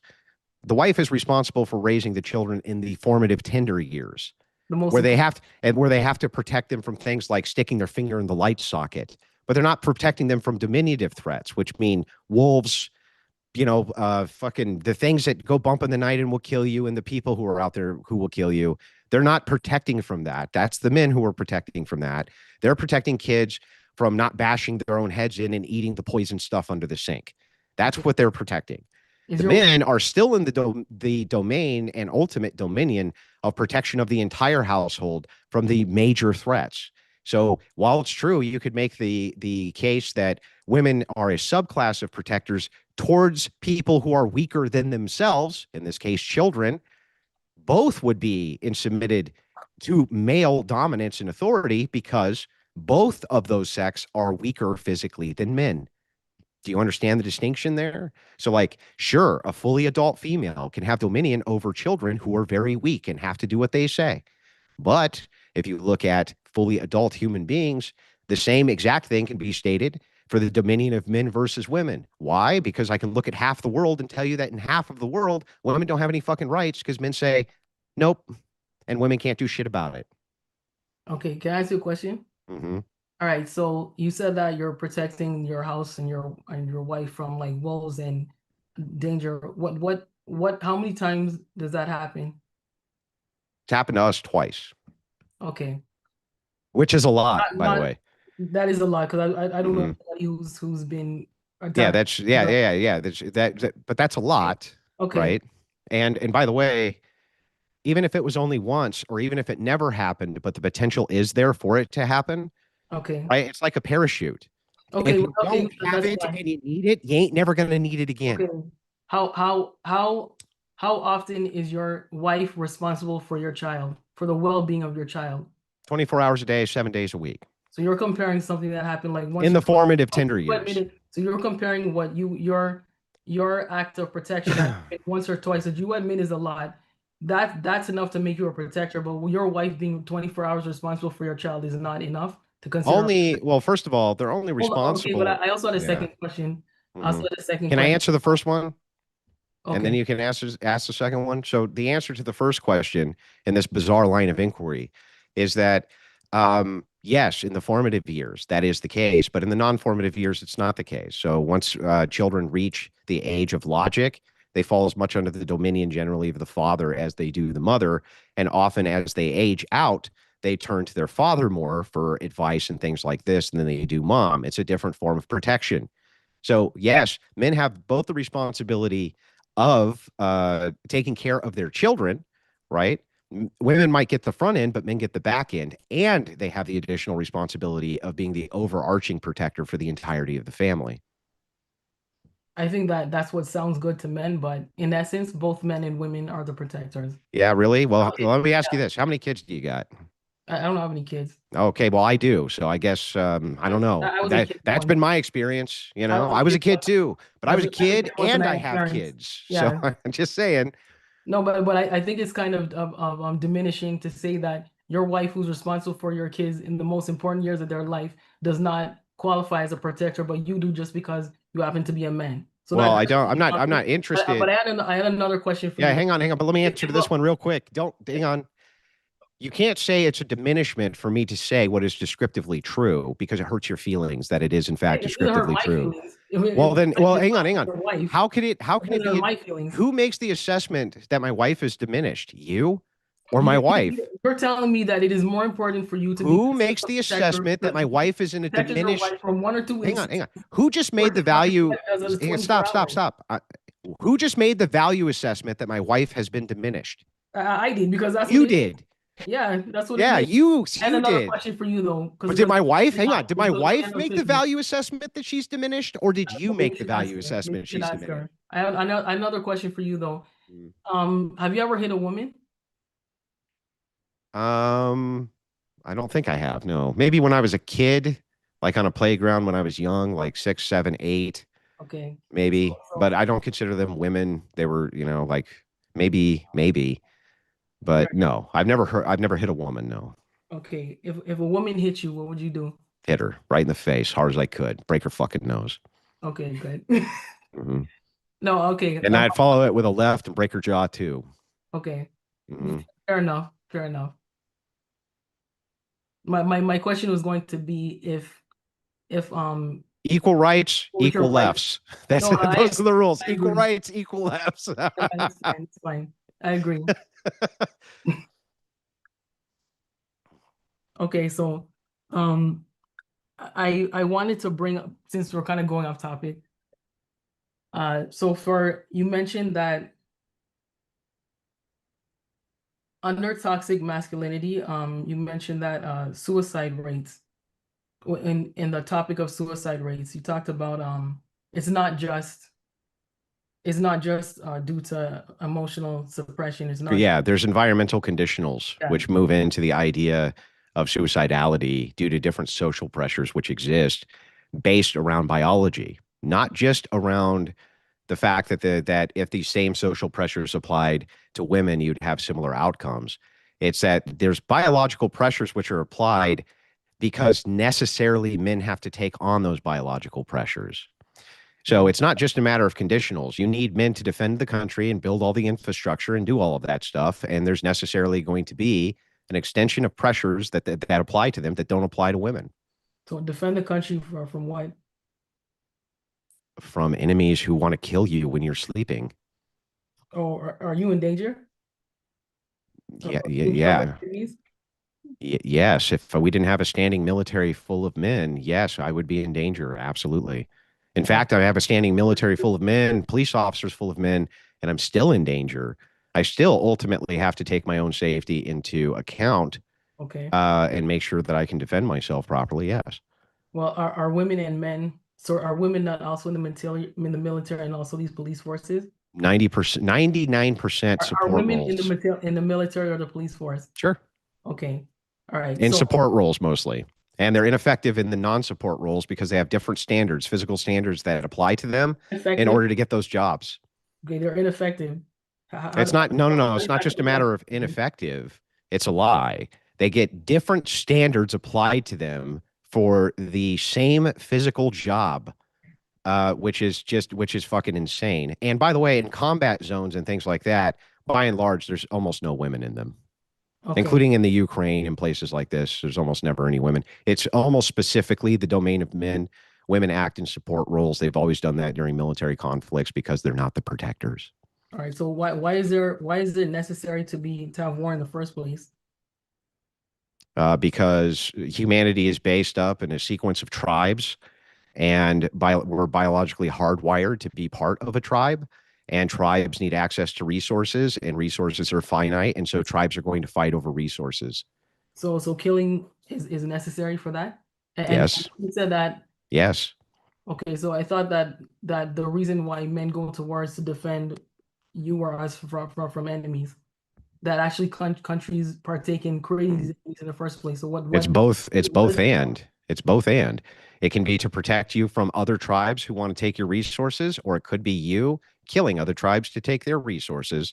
But whether you like it or not, the entire world is a collection of tribes, and those tribes are all competing for resources, and resources are finite. And the United States consumes a whole lot of them. And so we end up going to war with lots of countries and blowing the fucking shit out of them so that we can take their shit. And we do it all the time. Unnecessarily. Well, what is necessary? I noticed that you have a nice apartment there and a nice laptop. I noticed that you have some nice shit. You don't seem like you're too upset about the patriarchy going out and blowing everybody up and taking their shit, because you seem to be benefiting from it. I live in Canada in a peacekeeping, so war is not necessarily much of our mandate as it is the U.S. So maybe the Canadians completely. What are you talking about? In other countries than you are. The Canadians completely butchered all of the domestic population, took all of their land, completely acquired all of their resources, and to this day still vie in resource wars with the United States and with nations by and large. And by the way, the Canadians themselves have entered into strategic warfare on behalf of the United States for those resources. Okay, we are as a primarily peacekeeping nation, we don't collect as many enemies as the U.S. And you were saying that the point of going to war is that we can thank our men for taking us to war and defending us from these enemies. When I'm trying to ask you that maybe the war is not necessary in the first place, but masculinity and war has always always been intertwined. Stop. This idea of bravery. No. This is crazy. Let's go to war. Hold on a minute, and let's go to war, blow up things. The reason why maybe you as a man don't necessarily see why the connections between that and maybe toxic masculinity is because you've always been led to see, well, this is what men are supposed to do, but maybe that's not absolutely necessary all the time. Maybe it's not necessary, period. If you look at most people regarding the Afghanistan war, most people said that it wasn't worth it. Most Americans said it wasn't worth it. I agree. And it wasn't worth it. 9/11, over half the country said totally agree. I totally agree with all of that. What's the point of that? Well, let me explain it. I'll explain it to you in the best possible way that I can. And I'll ask you just a simple question. Right now, the Taiwanese, they build chips, which we need for our computer systems. That's what they do. Okay. The computer systems that you're using right now, there's chips in Taiwan. They have the manufacturing capacity to get those chips out to you, the end user. And China invades Taiwan because they want those chips for their people. Do you think that the United States should either A, let the Chinese have all those chips and take over Taiwan, or should the United States go in there with machine guns and start killing the Chinese until they leave Taiwan alone? Which thing do you think we should do? I don't think China should be in war with them in the first. That's nice, but they are, though. So what do you think we should do if they did that? Well, in order to get to a point where war is not necessary, an entire cycle would have to be started. Would have to be restarted or have to be revisited. So maybe what I'm thinking is idealistic, but what I'm trying to impress upon you is how deeply embedded that elements of toxic masculinity are in not just Western society, but in societies as a whole, where we actually think that going to war and fighting and killing and engaging in violence is absolutely necessary to solve a conflict. If women were the only ones that were involved in war, it would be, well, women are emotional. They can't handle anything and they can't handle their emotion. But because war is an act of aggression, it's an act of violence. It allows men to claim bravery. This is why maybe it's hard for some men to like you to wrap your head around the fact that maybe it's not necessary for that. But this has been so deeply embedded in cultures and societies throughout history that we can't even conceive of the fact that. Yeah, this is a very classic feminist argument. And to steelman your argument, tell me if I get it right. Your argument is, if it was the case that women were in dominion, wars would greatly decrease because men are hardwired to believe that war is necessary when in fact it's not necessary, right? That's basically the argument. No, my argument was if women were the ones primarily involved in war, I'm sure men would use as an excuse to say that women have an inability to control their emotions, which is why the emotional women shouldn't have their pulse on a nuclear weapons or a trigger. Yeah, that's speculative and it's not an argument. So if you're talking about the argument itself, though, that even if what you're saying were the case, it would be irrelevant unless you can come up with some sort of structure and be the first human being who ever has as to how it could be that resources which are not grown domestically by you because you don't have the land, the fertility, or the capacity to create those resources and you need them, and somebody tells you no, what are you going to do about that, lady? Just tell me that. Tell me what you're going to do if you need resources that you yourself cannot get yourself and someone tells you no. What should we do about that?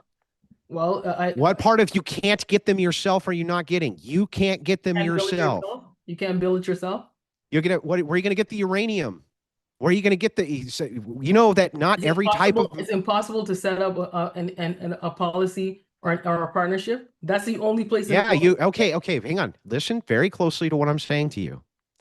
You want to change the confines of the hypothetical, which is nice, but here's the hypothetical. There's resources you need to survive. Other place have them, you don't. They won't give them to you. Do you understand now? Repeat the hypothetical back to me so I know you get it. The resources that I need, another country won't give it to me. Or another place won't give it to you, and you need them. Okay. So now tell me what you're going to do about that. There's always a way around it. Tell me what you're going to do about it. Tell me, what's the way around it? What? Barter. They won't give them to you. Under any condition. They won't. Hang on. There's always a they condition. Won't give them to you. There's won't. always a condition. Yeah. They said no. They said no. Good thing that in your hypothetical situation, but in reality, there's always no. In reality, there isn't. There's always another. There isn't. Are we going to give Iran uranium? I don't know. Are you? No, we're not going to give Iran uranium. We're going to say no. Getting weapons. We're going to say no. You can't have that shit. We're going to say no. And what do you think Iran's going to do if we say no? You can't have uranium. They're going to be, oh, okay then. Oh, but and if they offer you or they make a deal, your country's not going to accept it. No deal. We said no. We said no under no conditions ever. You're not interested in your uranium then. If you're not interested in making a deal or accepting a deal. Yeah. Okay. So for you, let's say that you live in. There is always a way. Yeah. So here's your tribe lives in an arid area where you can't grow food. You trade silver for your food because you have access to silver. Okay. The other tribe that has access to the food loves trading that food for silver. But one day that tribe finds out they have a silver mine. They don't need your silver anymore. And so they're not going to deal with you anymore and give you food. You have no way to procure it on your own. Tell me what would you do? Empathy first. What would you do about that situation? Please tell me. Please. Sorry. You have to repeat that again because I lost my train of thought. If there's two tribes. Okay. Tribe 1 gives food to Tribe 2 because Tribe 2 has access to silver, but not much food. Okay, so they have this trade relationship, but then Tribe 2 one day finds out and discovers they have a silver mine. They don't need Tribe 1 silver anymore. So they don't bother selling food to them anymore. So Tribe 2 now can't get food. What would you, as the leader of Tribe 2, do if Tribe 1 says, no, we're not going to give you any more food. We're not going to trade with you anymore because we don't need to. What would you do? As a leader of Tribe 2, I would not have waited until that became a problem. Because this is the problem. Don't change the hypothetical. No, this is the problem. What would you do? You asked me what I would do. Yeah, what would you do? Waited to the point where I am left with no options because you. Yeah, great, but you're there. You're at that point. You're there though. One basket. You're already there. You're already in the situation. Now tell me what you do about it. What are you going to do about it? Well, you have to find another option. What? That's not the only place in the world. It's impossible. It's the only place in the world that this tribe can get food. That's not a realistic hypothetical. It's the most realistic hypothetical. Do you want to talk about Native Americans and where they got their food? Yeah, tell me. They got it from the United States government when they were put on reservations. And the United States government, what they would do if the natives pissed them off is they'd stop giving them food. So what would you, as the Native Americans, have done about that, lady? The Native Americans were natural hunters. They weren't able to hunt their own food. No, we owned all of the hunting rights to these lands. So in that instance, the only place that the Native Americans can get food is from the government who is refusing to. So at that point, you need to sit down and say, what do I need to do to procure food for my people? So seeing as how all of And a what sudden would that you're be? not able What would that not be? food anymore. What would you do about it? What? Well, What do you? let's have a discussion and find out. I don't know. Well, they did, and This you is know what? They hypothetical. had a great discussion, and they sat down and they went, "What do we do about it?" And the women went, "We don't fucking know. There's no solution." And what the men did is they went and they started fucking killing people and taking the food. And then you know what? It actually led to better conditions for the Indians because they did that, because they showed they had a little teeth, had some backbone, you know. But that's the problem with this whole mindset from the empathy first women, the insane empathy first women. You don't seem to understand that you're not always dealing with good actors in this world. You're not always dealing with reasonable, rational people. You're not always dealing with people who even care about your interests, and they will eliminate supplies to you just to give themselves an advantage. So what are you going to do about that? Okay, the level of need for survival at the time period that you're talking about is not the same as it is today. There are more access to resources. There's more access to resources now. So because we kill more people for them. To say that there are we as a country are limited to the same access, to the same poor access to resources as Native Americans were back in the time period is unrealistic. The need for survival then was not what do you think that the now this is more this is just how do you think that the United States real quick guys, I just want to cut in and say we hit the hour about 5 or so minutes ago, but I want to keep going. That's what I was just going to ask. Is I'm down to extend it as long as you guys are still down. Yeah. So I want to keep going. So yes, let's just take the United States as an example of this. Do you think that the United States procures resources through its imperial hegemonic might by using a massive navy, a huge military, and eliminating those who tell us no?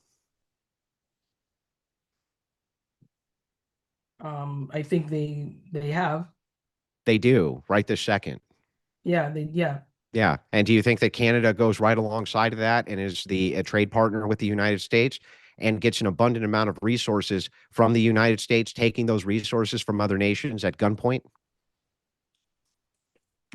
I think Canada is a trade partner. Yeah, and they directly benefit from the hegemonic policies of the United States, which at gunpoint take the shit that they want, and you can't say no because they're a hegemon. Now, I got to tell you, how is it that you, if you're in charge of everything and you have resources that you really need, I don't think you even have any idea how hard it is to make the microchip that runs the freezer that you have behind you in this picture. But these are extremely rare earth minerals that go into all of this from all over the world. And if one of those places decides not to trade with you, what are you going to do about it that doesn't lead to a bad outcome for those people? What? Why would that country not decide to trade? It doesn't matter why. Let's just say they do. They have like an ideology. I don't know. Maybe they become communists overnight or something, and they all vote for communism, and they decide that they don't want to help the imperialistic West anymore, and they have this resource that we need, and they ain't going to give it to us no more. What are you going to do about that doesn't cause any harm to those people? What? Well, the answer to that cannot be to invade and kill a bunch of people. I didn't ask you what the answer isn't. I asked you what the answer is that is not going to cause harm for those people. Well, that's not something that I would respond to on the top of my head. I'm not an expert on foreign policy. I'm not an expert in politics. It's because there's nothing. There's nothing you can do that won't cause harm to them. Nothing. So if you were to ask maybe an expert on global relations and foreign policy, they would probably be able to give you a more substantial answer why why there are other ways to approaching that matter than just to invading a country and kill and bomb a bunch of people. I'm not even talking about killing or bombing them. I'm asking for any solution that is not harmful to that people group. Any. Are you saying that the only solution to that is war? No, I'm saying that there's no solution that you can come up with which won't be directly harmful to that people group if they don't want to give you the resources you want. Not one. You can't put in tariffs because that'll harm them. Okay. You can't put in naval. Hang on. My turn. You can't put in naval blockades because that'll harm them. You can't send in the military because that'll harm them. You can't cut them off from their other trade partners because that'll harm them. Literally everything that you do to rectify that situation is going to cause harm. So maybe you're the most toxically masculine person here. Or maybe No, toxic masculinity isn't I that was much of a focused on problem. no, but I was focused on the fact that war cannot be the only answer to handling every single problem, or to be the answer to I didn't say if there are war. conflicts. But I you didn't say war. yeah, but I did. That's what I was focused That's on. nice, but I'm asking you as an unrelated question to this. You asked me how I would approach that problem. I said I am not an expert in global policy I'm not or even listen, foreign policy or things. So you would have man. to ask somebody with Just experience listen to in what I'm that to asking. get a proper answer. I'm asking how it could even be the case that if a country does not want to give you a resource that you need or really desire, how you can make an imposition of your will at all without it harming them. How is that even possible? You keep mentioning things about it's not going to harm. Harm will be inevitable, but I am focused on the idea that it does not have to resort to war. But My just harms. initial point, pardon me? I thought the whole point was to reduce harm. So it seems like if it's the case Yeah, that you're flipping to I'm another not. I'm going to tie it all because together. I'm talking Hang on, about hang war, on. I'm going to tie it. you're I'm going to attacking for tie it harm. all. So we're I'm going to talking tie about it. two I'm going to completely tie it all together for you right this second. I'm going to make it super easy for you. Toxic masculinity is when you take masculine things to their extreme, and that causes harm. In this case, you are taking a bunch of men who are in negotiations with other men. One group of men is being perceivably unreasonable to the other, even though they're not. I think that it's perfectly acceptable for men to say, I have this resource and our country has this resource, and we don't want you to have it because it's ours. And the other group of men, in this case, the ones that you're with, anything that they do now to acquire that resource is going to cause harm to people group number two. No matter what, it's going to cause some kind of harm to them.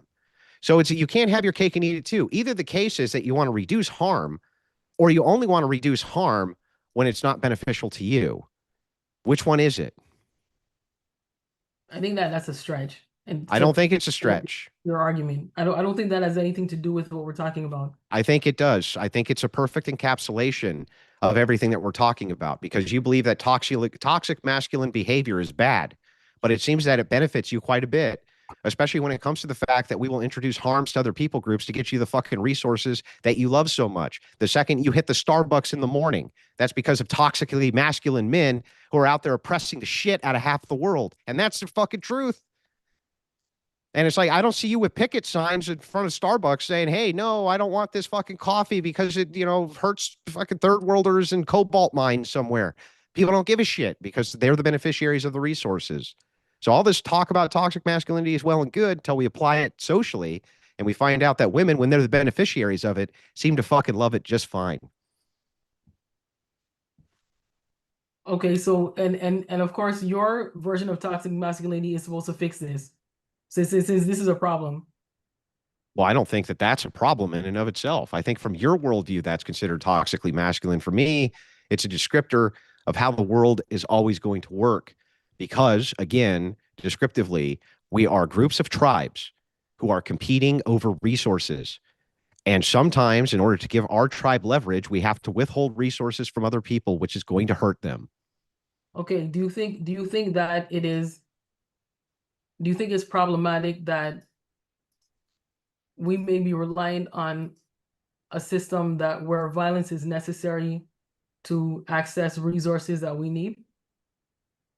No, not only do I not think that that's a problem, I think that that is the necessary default of humanity, because we are pack animals, and pack animals create tribes. Monkeys do this. Other animals do this. They create packs. They have their own tribes. And what happens when two monkey tribes meet each other when there's resources? They fight. That's what happens. Now, we have the ability of higher authoritative reasoning. We can actually make predictive models over the fact that people are going to fight us over resources, but it doesn't matter. We need the resources anyway. And so we're going to kill them and take them. And that's the truth of the world. Now, women don't seem to like that truth very much. They seem to think that, no, let's just all be nice to each other and then everyone will play nicey and trade. No, that's not how it works, because women can never and have never been able to demonstrate for me, even once, how they could ever hold any unison of tribes together without one tribe hurting the other for resources, because it can't be done. It's not, it literally pragmatically cannot be done. Sorry, it can be done that women cannot Enforce a society ever in which, even if they had unilateral control, women had unilateral control, they would be able to do anything distinct from I need resource. Person won't give it to me. Now I have to make some choices that people aren't going to like very much. I either have to kill them and take their resources, or I have to apply some sort of pressure on that people group to get those resources. Both of those things are going to cause harm. I don't consider that toxically masculine. In fact, I consider that the default setting. Okay, well, my response to that is yes, there are examples of women who have done that in the past, but obviously, again, you are dealing with a time when survival was significant in a way that is not now. No, it's more, listen, now it's even worse because trade is global. Now we have access to way more tribes, and they have way more resources that we need for modernity. It's not harder to survive now than it was 2,000 years ago. I'm not saying that it's harder to survive. I'm talking about resource allocation. We use more resources now than we did 2,000 years ago too, right? Okay. So if that's the case, they have to come from somewhere. And if those people don't want to give them to us, we're going to have to make some hard choices, aren't we? Has that happened? Yes, it happens all the time. So, and what is it that You want endless examples? Let's start with World hold War on. II. Let's just start with World War II and what happened with the Japanese and the cutting off of oil to the Japanese. And now they had a choice that they had to make. Oh, wait, are we going to have no oil for any of our nation, or are we going to go to war with the United States by sinking their Pacific fleet? That was the choice that they had to make. And then ultimately, the retaliation to all of that had to end up being a fucking nuke in order to put a stop to that entire thing. So it's like, yes, in fact, I can point to resource scarcity or resource trading being a prime edict in almost every war, including the American Revolution, which was fought mostly over resources and landholdership and had nothing at all to do with my freedoms. So it's like, yes, I can point to endless examples of this being the case. Okay, so if war is the only way that's necessary, then if that's the case, then there should be no argument against going to war. If that's the only way to You could make moral arguments. You can. and you say that, well, women are the empathetic ones, and then that's why we're too nice to consider war as a response. But then there should be no man who is against the concept of going to war. They should always There's say, not really any men who are against the concept of going to war. It just depends on the justification of the reasons for going to war. But if you ask men, by and large, if you ask them this question, do you think that it's justified to go to war with people who have a resource which is necessary for our civilization to continue to go? Most men will actually say yes. They don't live in la la land. They don't live in empathy first mode. Men intuitively understand that this is the case and this is the fact of the world.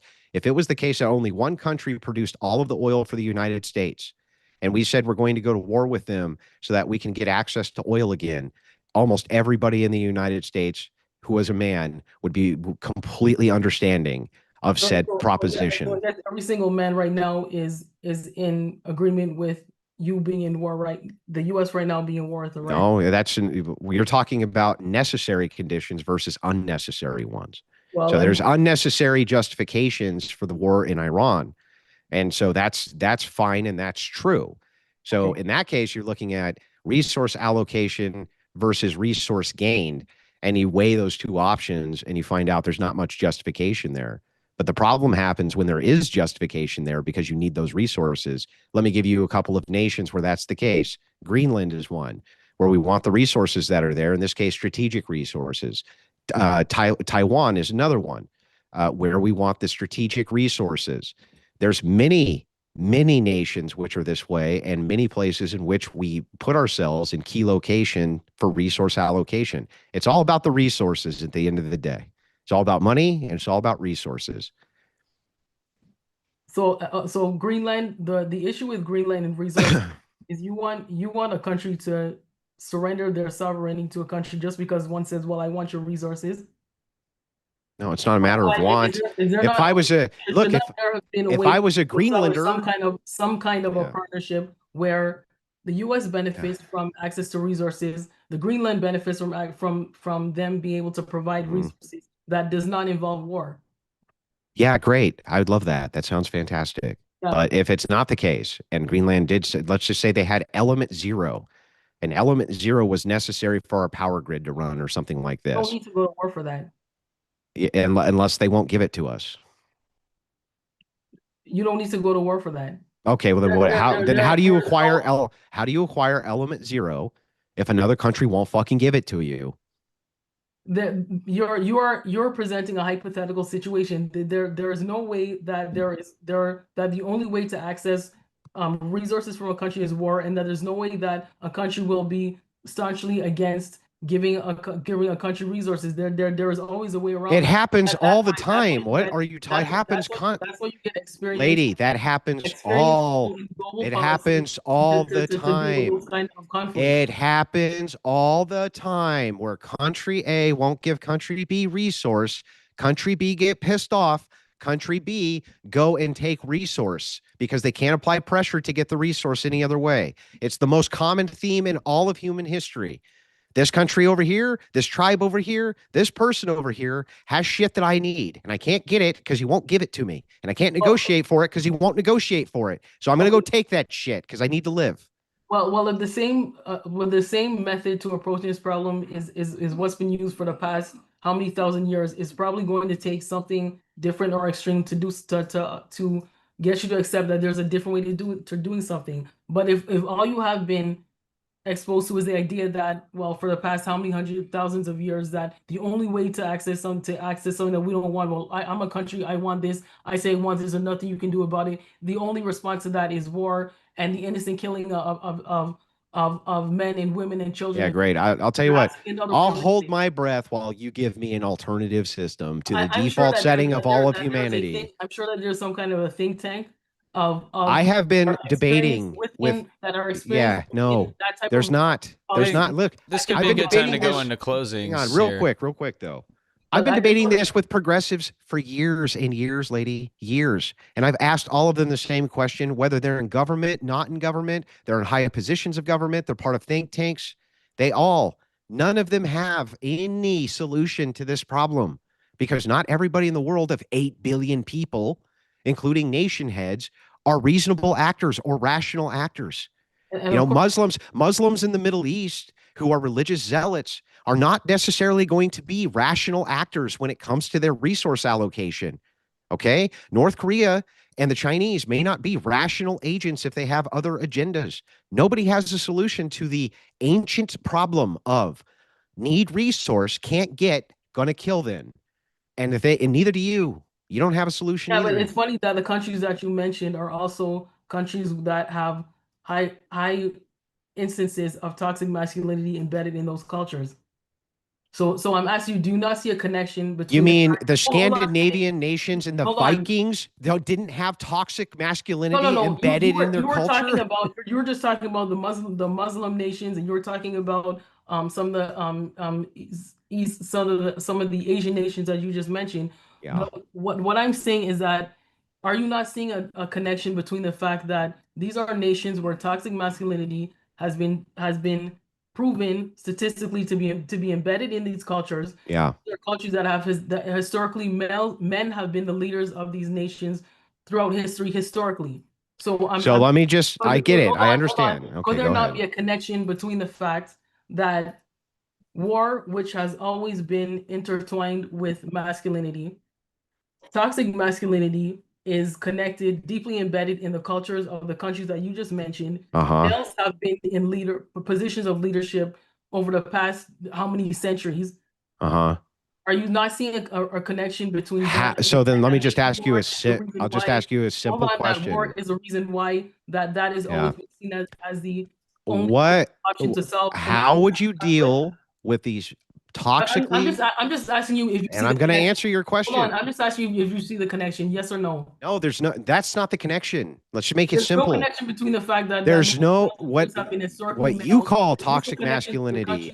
No, toxic masculinity embedded in. Lady, you have to stop talking for me to answer. People talking at the same time, or I'm trying to. You can't both ask the question continuously and hear the answer. You Okay. can't do both. Okay. So, first of all, I don't consider much of this toxic masculinity. That's your worldview. I consider it the default setting of humanity.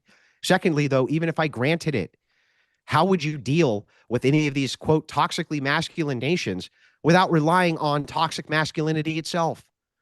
How can that even be done? Like, how are you going to deal with these guys who are like, you know what? Fuck it. Women are second class citizens and they're in fucking grape cages forevermore. We're just going to put them in cages and sexually assault them whenever we want. How are you going to deal with that absent turning to toxic masculinity yourself? How? Okay, so before I respond to that, I just want to make a statement that I am not the one that is making a connection between toxic masculinity in these countries. This is not my personal opinion. This came out in a research report that I mentioned in my opening statement. So this is actually statistically been proven, and these links have been made, and they have been. Bullshit. That's all Hold definitional. on. That's all It's not definitional. definitional. That doesn't make it These are established reality. reports, so it's not just my opinion. Okay, no. Hang on. It's not just my opinion. Stop. I'm going to demonstrate this for you because this is a really important point. Okay. If I say putting your shirt on in the morning, I define that as sexual assault. Are sexual assault cases going to drastically increase in the data? Because that's how I define it. Yes, of course they are. These people define, they say definitionally this is toxic masculinity when it's in fact not toxic masculinity.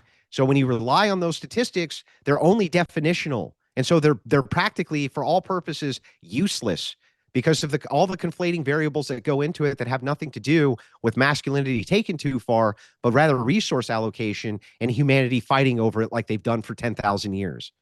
So what in your definition of masculinity makes yours more valid than the definition that I provided? Virtues. Which is, so what's your definition? I think that masculinity and femininity Toxic are masculinity. Yeah, well, for me, I don't believe that there's toxic masculinity. But you said you were going to fix it because you called yourself. Yeah, I consider those to be epitome of progressive toxic traits. masculinity. I don't So consider what is that your to be definition of that? toxic masculinity. I consider those to be progressive traits. I think that toxic masculinity is a nonsense term made up in regards to completely nonsensical actions, which have nothing to do with anything but degeneracy and have very little to do with masculinity at all. Yeah, and So, your response, and you said that you actually epitomize the what real toxic masculinity is, and your from your view, yes. concept, Well, your concept is going to fix it. No, from the I'm view of, asking, what is your definition of toxic masculinity? okay, let me try again.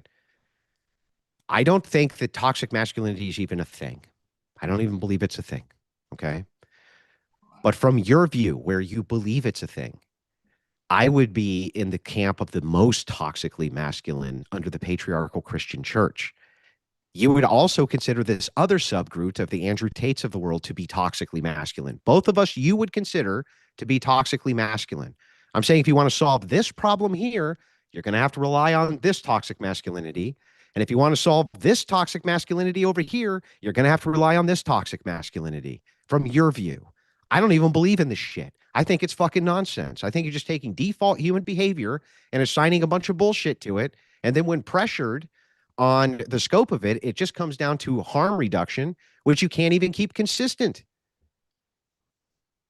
Okay, so I'm asking you, what then was the version of toxic masculinity that you are referring to that is supposed to fix this problem that makes it not problematic? If you don't believe it's sick, if you don't believe it exists. Yeah, I'm saying, are you taking a position on something okay, that exists? okay, so here, let's try it this way. Let's say that there's a chocolate bar, okay? And I say, this is a Snickers bar, and you say it's a Butterfinger bar, okay? We're both pointing at the same chocolate bar. Do we both agree that that's a chocolate bar, but we could be wrong about what kind of chocolate bar it is? Okay. Okay. That's what's going on here. I'm saying this group is problematic. You're claiming this group is both problematic and toxically masculine. I'm claiming they're just problematic and not toxically masculine at all, and that's just some bullshit term that's completely fabricated and made up, which has nothing to do, and it's not even consistent. I'm saying this group over here, which you also would consider toxically masculine, can solve the problem of this group over here, or vice versa. So you would endlessly rely on toxic masculinity to solve the very problem of toxic masculinity. That's my point. Okay, so my point is that with I think what you just said is that I think one group is problematic, but then at least to being toxic. I do not think that masculinity is a problem, but toxic masculinity, the reason why I refute that it does exist is because when you look at the traits that are when you look at how masculinity is defined, and then you look at what constitutes toxic behavior. And when you look at what happens when you combine the definition of toxic with masculinity, which is the traits that are commonly are that society associates with men, we find that toxic masculinity is a problem because of its several byproducts, and I listed several of them. I listed The problem is that these metrics for harm are totally arbitrarily come up with by you. And no, not when by me. I it listed doesn't them. matter who, then you're It just doesn't come by appealing to me. an authority, which is fallacious in and of itself. You But can't just can't. you can't appeal to an authority and say, well, they claim this is harmful, therefore it is. It's still just as arbitrary because they have to arbitrarily define what this type of harm is that they're trying to reduce. There's no system or methodology from it. It's just behavior we don't like is this. And I'm Yeah, like, so no, it's not a problem that Andrew Tate uses masculinity in order to attract lots of women. I don't care. I don't think that that's toxic. I don't care that he descriptively claims that you need to make sure that you're ready to defend yourself, or that life is a game of resources and there's going to be lots of competition and things like this. I'm saying that the degenerate aspects of things that I want to stop have nothing actually to do with masculinity at all. It's not, it's just pure, it's degeneracy. And so that's where I would move in to put a stop to it. But I don't believe it has to do with masculine traits at all. Nothing. So therefore, toxic masculinity by me is completely rejected. It's a nonsense term. It's meaningless to me because it's never defined by any metric that can't be easily reduced to complete absurdity on its face quickly, like I've done here multiple times. Leslie, I want you to respond to that, but then I do got to get it into the super chats here, so these guys aren't waiting too long, and we don't keep you guys too late. Although I know Andrew, you stream all the time. I don't know if Leslie has a hard cutoff though here. no, I'm good. Awesome. Okay. Well, yeah, go ahead and say whatever you want to that, and then we'll get into if you guys want to do like a 2 to 5 minute quick closing. Yeah, I can close real quick and we can move into super chats if you want. So the big problem here, there was a disconnect. And it could have been, like, to be fair, it could have been, it sounds like maybe English isn't your first language, maybe. Is that the case? Yeah. Yes, I'm English is my first language. Oh, it is? Okay. First language. I'm sorry, then I got that wrong. But there seemed to be some linguistic differences, even though I cleared up the semantics multiple times. But the idea here is that progressives have a view of what toxic masculinity is that I do not share. And I wanted to point out multitudes of examples where even by their own metric, it's not particularly problematic. And the absurdity of the position itself that my opponent has to eat is like, we got to get rid of boxing and basically all team sports, right? Basically all dominant, aggressive team sports, we're going to have to get rid of them, or at least put a face mask on when he boxes, because she doesn't see the point of it. We get down to the reduction of how the actual world descriptively works. And we find out that Leslie has no solutions there at all to combat toxic masculinity. In fact, she's completely reliant on it. So reliant on it, in fact, that she has no refutation for any of the points for any of my descriptive claims, except to just grant that they're descriptively true. No, there's always another way. No, there's not always another way. That's just made up nonsense that the historic standard doesn't support at all. Not only that, you have this other problem, which is that you're going to always have to appeal to one toxic masculine group in order to shut down another toxic masculine group. There's not a damn thing you can do about that. So in most ways, you would be reinforcing whatever she considered toxic masculinity to be, because she would have to rely on groups of toxically masculine males to stop groups of toxically masculine males. She doesn't have a choice. So it becomes circular anyway. When we got into the ideas of attraction and reproduction, and that women tend to move towards toxically masculine men, she hardly ever put up a fight. And why would she? Right? She herself is attracted to masculine men who seem to have this competitive nature and are taller than her and make more money. But somehow she says they don't fall under the purview of toxically masculine, even though all that's necessary for that is for this idea of the word extreme to become the word harm. And if it's the case that they're in intersex competition, men, there's going to be harm no matter what. And she just kind of accepts that as fine. That's no longer toxic. But interesting enough, how it becomes not toxic when the women become the beneficiary of the thing, huh? So ultimately, she didn't make any good case for toxic masculinity. She didn't make any good case for how it's bad. She didn't make any good case for actually anything here. And yeah, so there just wasn't much there. Yeah, Chatter points out toxic tautology, exactly. So yeah, I never heard a great case for toxic masculinity being bad. From your view, I pointed out how toxic masculinity is actually a very good thing, and I never got any refutations to that. So All right, Leslie, you got 5 minutes if you want to do a closing. You don't need to use the whole time, but you're welcome to it. Well, I think that to ask me if English is my first language because I conflated a bunch of stuff and you didn't understand me, I think it's kind of ironic that you're asking me when you've basically been all over the place with your argument and you've actually flip-flopped on a lot of your definitions.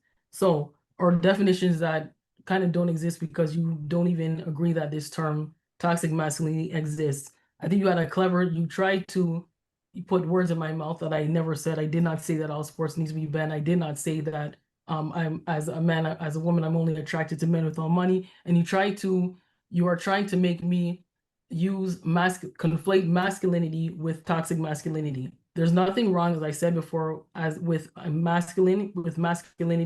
What I did was point out several reasons as to why toxic masculinity is a problem. I gave you the definition of masculinity. I gave you the definition of toxic, and I gave you the definition of toxic masculinity. I equated that to economic impact, and there's enormous economic impact that the snowball effect of toxic masculinity can have in societies. I gave you 5 societal impacts of toxic masculinity, which is the assertion that women are inferior. It is reports and studies that point to less satisfaction in health and poorer health outcomes in countries where toxic masculinity is embedded in the cultures. I told you about another societal impact where elements of toxic masculinity are implicated in higher male suicide rates. I gave you several examples of crime and violence and the fact that there is a report that exists that literally connects, again, the male propensity to connect, to commit violence and criminal activity. There are connections made between that and toxic masculinity. There are published reports that speak to that connection. So this is not just my opinion. These are resources out there where you can get this information for yourself. I spoke about the societal impact of the manosphere, where misogyny is conflated with masculinity, and this is all part of toxic masculinity. So I have pointed out several reasons as to why it is a problem. I don't know where you pointed out that it isn't a problem because you're saying that your version of toxic masculinity is supposed to fix what toxic masculinity is, but you don't even think toxic masculinity exists. So I'm not sure how you took a position on something that you don't even think exists. That is my argument. I've pointed out several reasons as to why it's a problem. I'm still waiting for Andrew to tell me why a term that he thinks doesn't exist is still not a problem. If we're going to talk about how the English language works and confusion of how to communicate an argument. All right. Thank you, Leslie, for your closing statement. We're going to get into the super chats now, guys. I think we got a good amount to get through, so I'm just going to start at the top here and get started.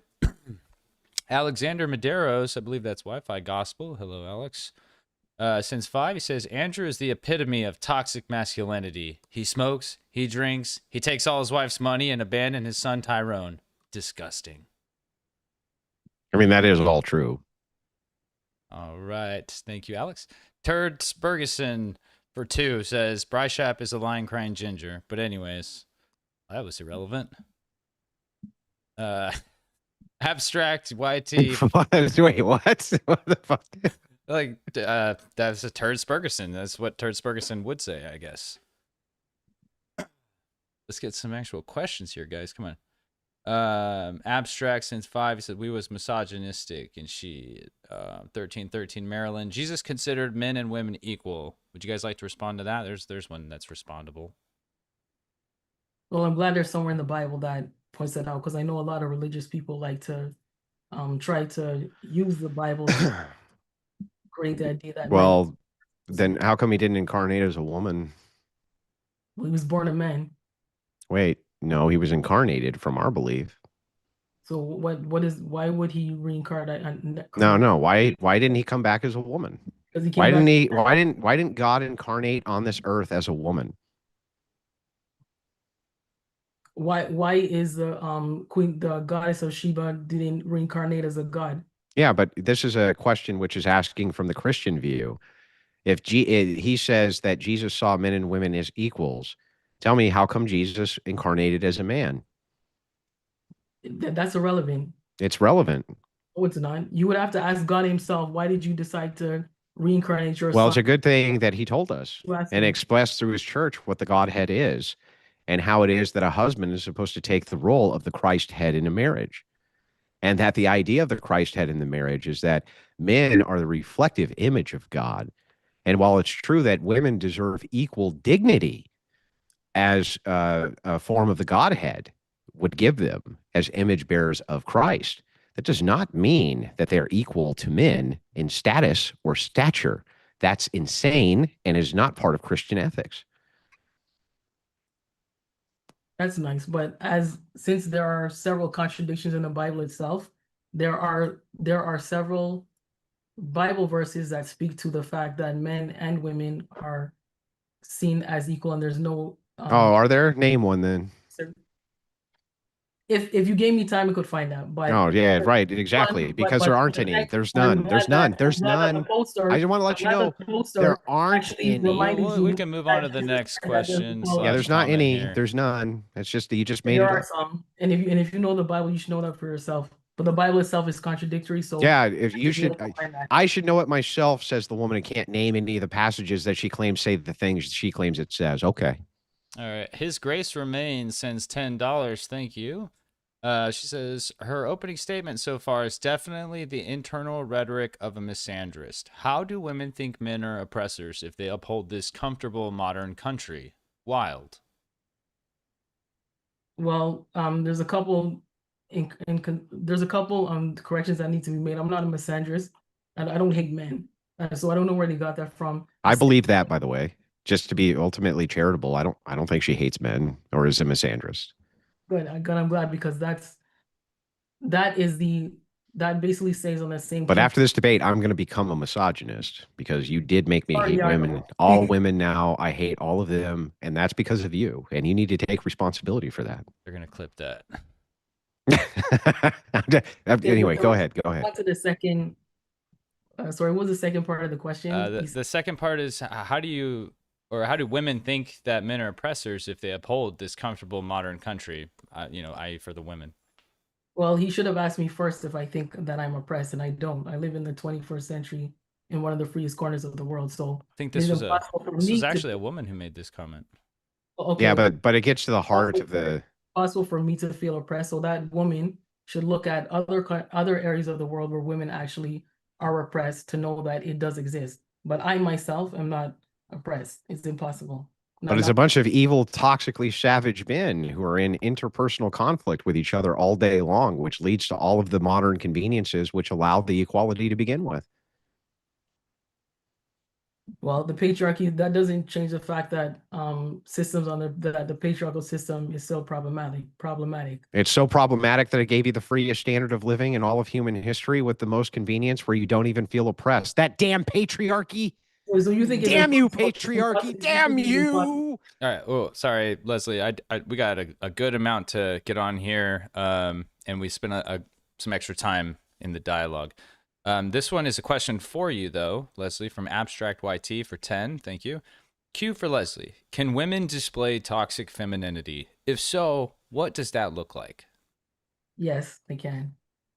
What Toxic is the same thing as it's the same definition that can be applied in that when the traits that are associated with femininity are used to the extreme where it becomes harmful. So yes, I believe that toxic femininity exists. So just women's default nature.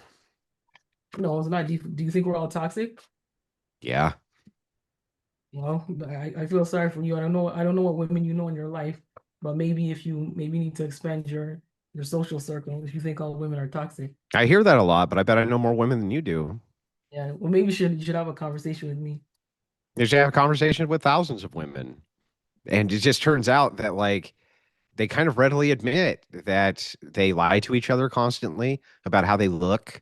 They tell white lies to each other constantly about how great they are. They basically lie to each other endlessly and then pretend that they're not lying to each other, which is wild. They constantly utilize information as part of warfare against each other in the most manipulative way possible. Now, look, I'm not saying every woman, that would be a monolith. I can't consciously say every woman is like this. But it does seem like it's part of the default setting for most women to be like this. Yeah, you kind of described men as well, so I guess men are default toxic based on your definition. I don't know. I mean, I've had a I lot. wouldn't say that, but based on what you just said, and can be applied to men, I guess you think that men are all toxic as well. They don't seem to be, doesn't seem to apply to it the same way that it applies to men. Men are awful to each other, horrible, like very toxic to each other constantly.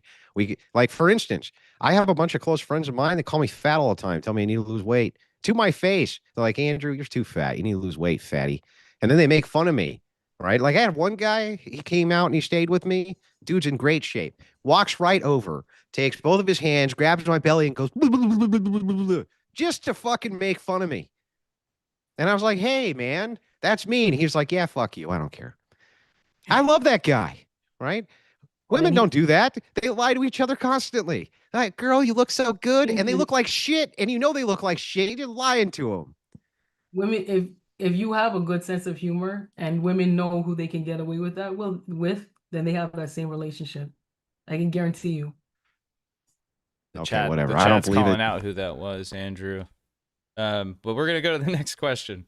ZXQ 4295 sends 10. He says, if places with more rights have more women complaining about their rights, and places that don't give rights have compliant women, are they social conditioning men to oppress them? I'm not sure which. I think they're saying the places that have more compliant women, are they socially conditioning the men in their societies to oppress them into compliance? I mean, I'm sure that social conditioning would be a part and parcel of both. But I'm not sure what the overarching point of that is. Yeah. Quick thoughts, Leslie, and then move on.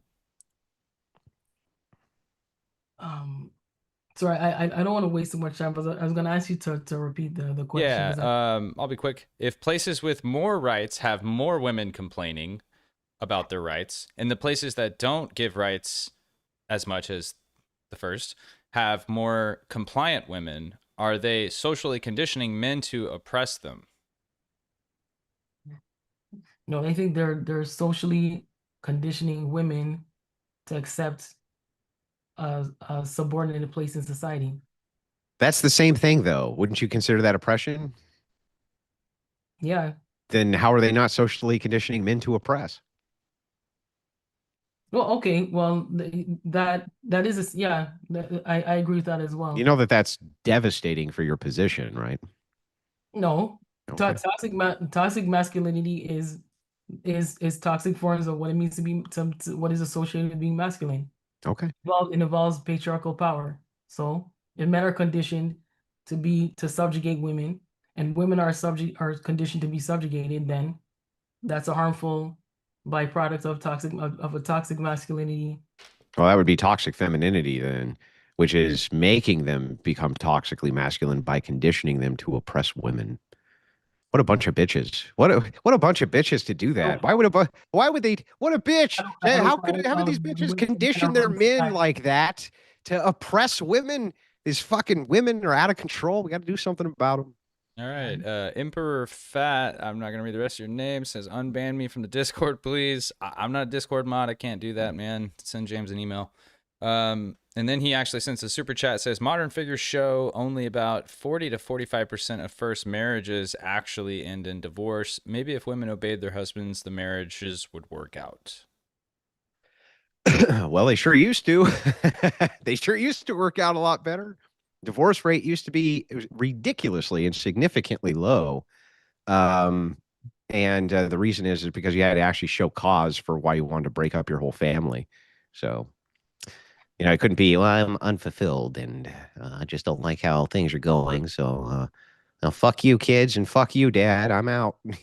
Like, didn't used to be that way. There used to be actual laws that said, hey, you have responsibilities to more than just yourself.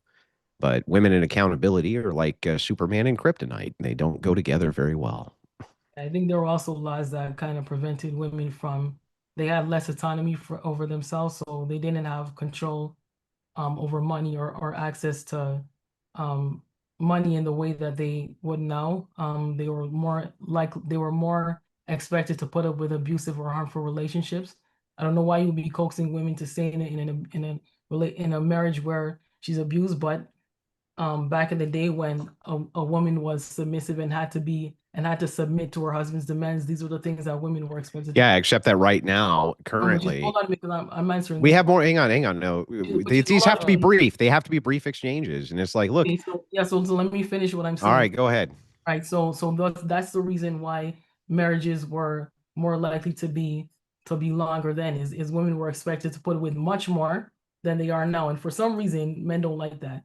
What a crock of shit. First of all, Right, most marriages don't end because of abuse. That's nonsense. They end because of irreconcilable differences because women don't feel fulfilled. it's Not only because they're getting beat up. And there's no good reason to believe that when it was the case that if you abandoned your family, you went to prison, which is what used to happen if you were a man, that the abuse was higher. There's no good evidence that abuse used to be higher when these marriages stayed together, just that you had to actually show cause to leave. And it couldn't be because you wanted to run off with some other guy who you thought would be more fulfilling for you. And that's why most of these marriages are ending is due to a woman saying she feels unfulfilled. Abuse is actually down the list, significantly down the list. It's I don't feel fulfilled or finances long before you get to abuse. Of course, it could be because a man decided to replace his wife with a younger model. All right. Next comment here. Fan I am $2. Harmful to women equal toxic, and they're using leet speak for that. Bless my vibe code since 10 says Leslie, is chess toxic? When Magnus Carlsen lost his match to Gukesh Damaraju, he slammed the table, which could have hurt his hand.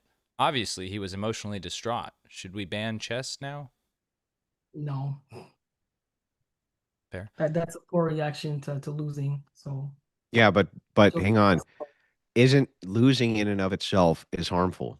He lost, therefore he suffered harm.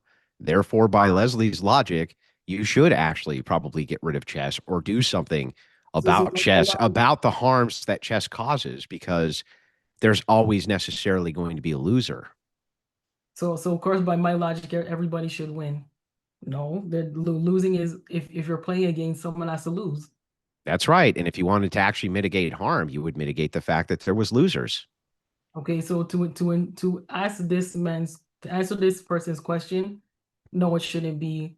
That's not a case of toxic masculinity. That's a case of sore losing. There's Leslie, pro harm Leslie. She doesn't care about harm at all, even though her whole worldview reduces to harm. But then when there is harm, yeah, it's not so sure anymore. Right. I don't want to spend too much time on this one, but the Zucker sent $2 and said, question for Leslie, can you define me a chair?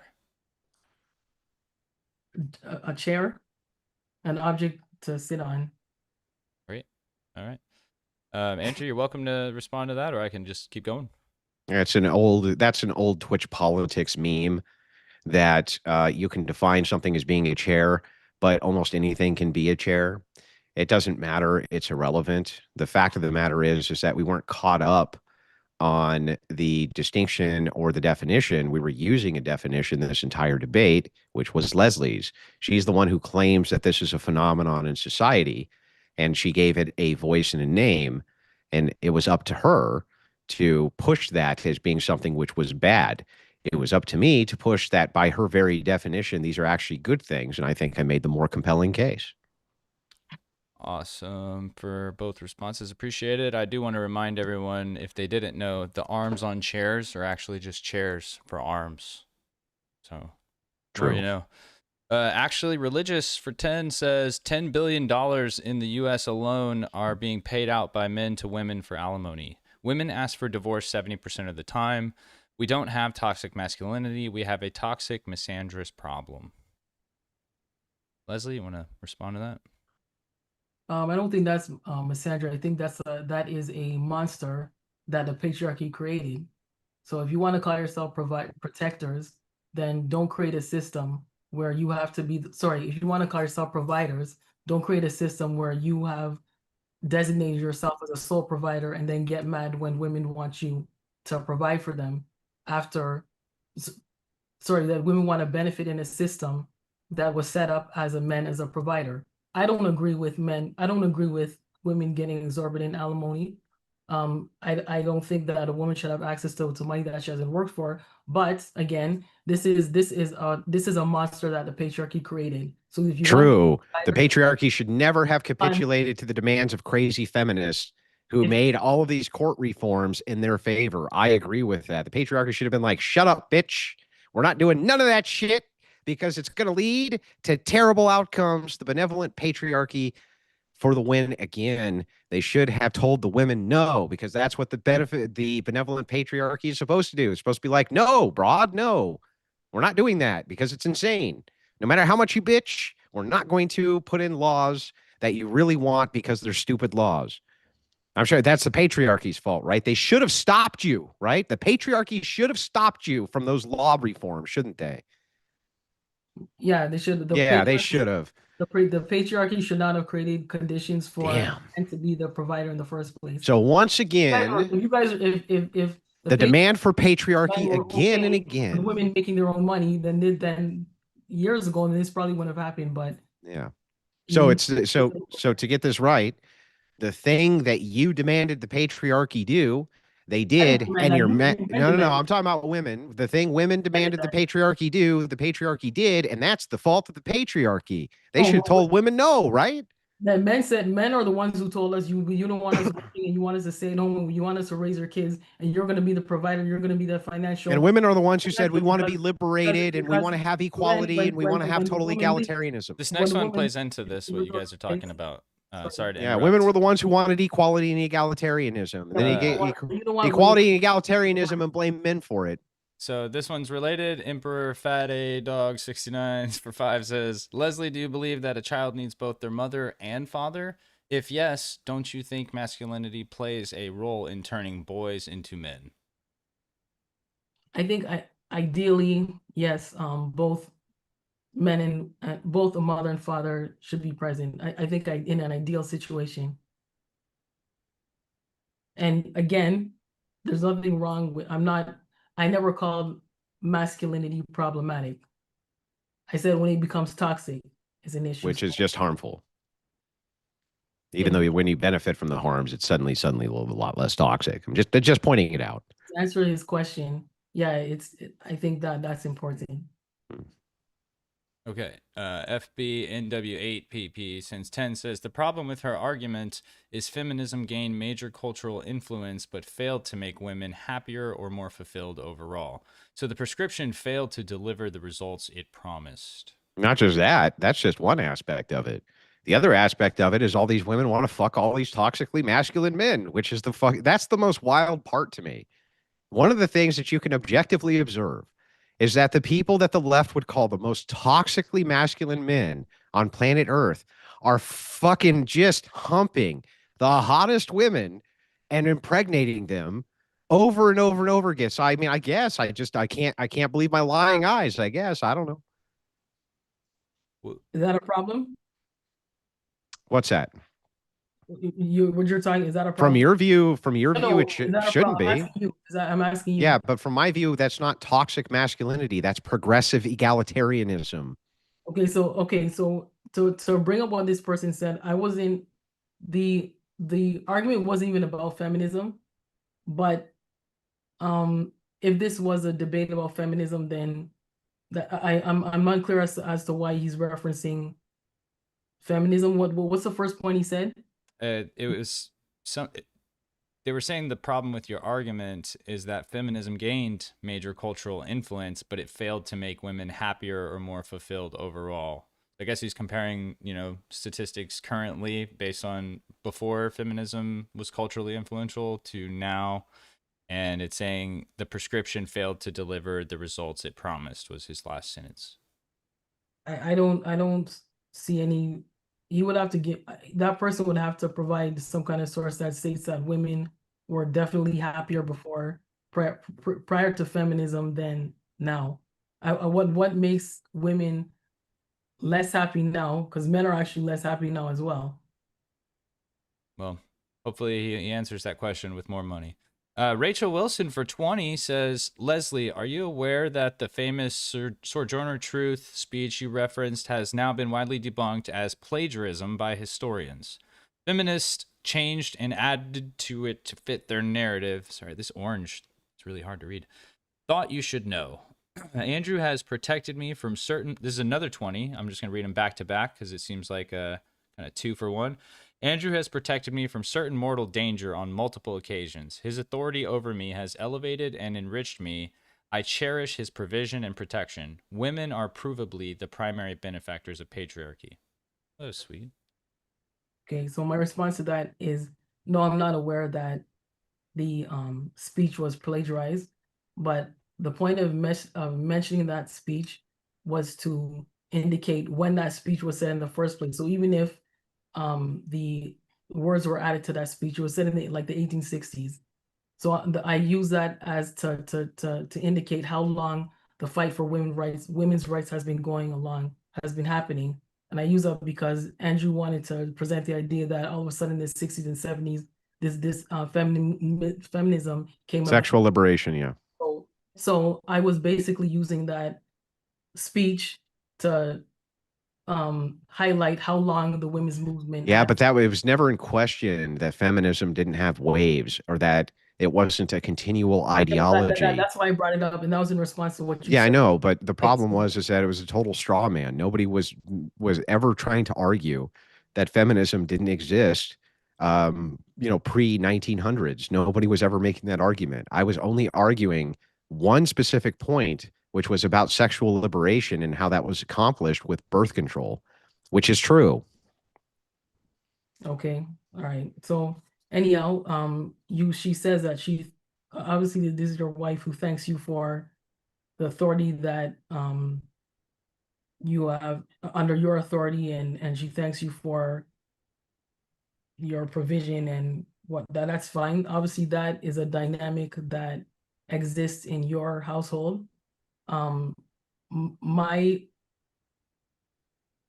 my model is as acceptable and ideal marriage, I look at my parents, and there's no way that my mother would ever say that she is under my father's authority. But is she?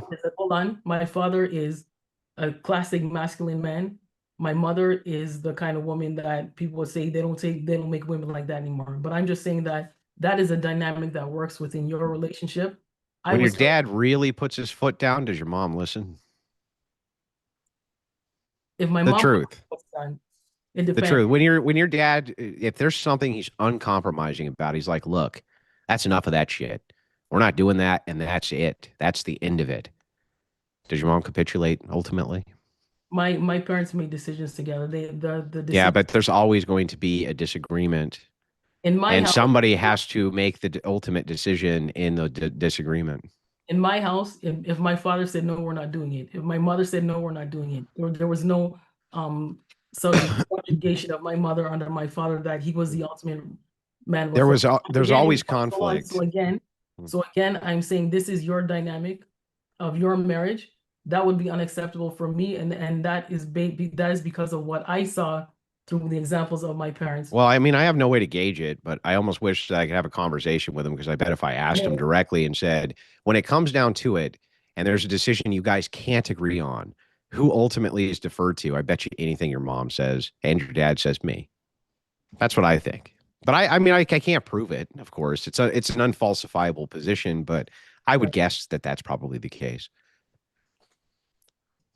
Okay, we are going to the next one here. That was the 220s from Rachel back to back. Thank you very much, Rachel. Next one is, I think this is a callback to the other one from the FB in WAPP for 10. Calling Canada a, quote, peacekeeping nation while acting like the U.S. is uniquely war hungry is nonsense. Canada has been ripping off American companies with digital sales taxes for years. Well, not just that. I mean, the Canadian government has been involved in perpetual warfare as well abroad. It's not like the Canadians haven't been involved in conflicts around the world. They have. And it's not like they're not the beneficiary of the global hegemon of the world, which is the United States, because they most certainly are. So no, I'm not going to just cede the ground that, well, Canada is just not very toxically masculine based around the resource allocation you're talking about, Andrew, because they clearly are. In fact, they killed all of the domestic population of Canada and took it for themselves, and are still the beneficiaries of the fact that they wanted those resources. And you, Leslie, are a beneficiary of those resources that your government killed all of the natives to get. You're still a beneficiary of them. Yeah, That was pretty toxic, but you don't seem to care that much. Yeah, I do care, but Canada wasn't always a peacekeeping nation. I mean, as you remember, like we were active in both world wars, but however, our position in that respect changed. That's why most of the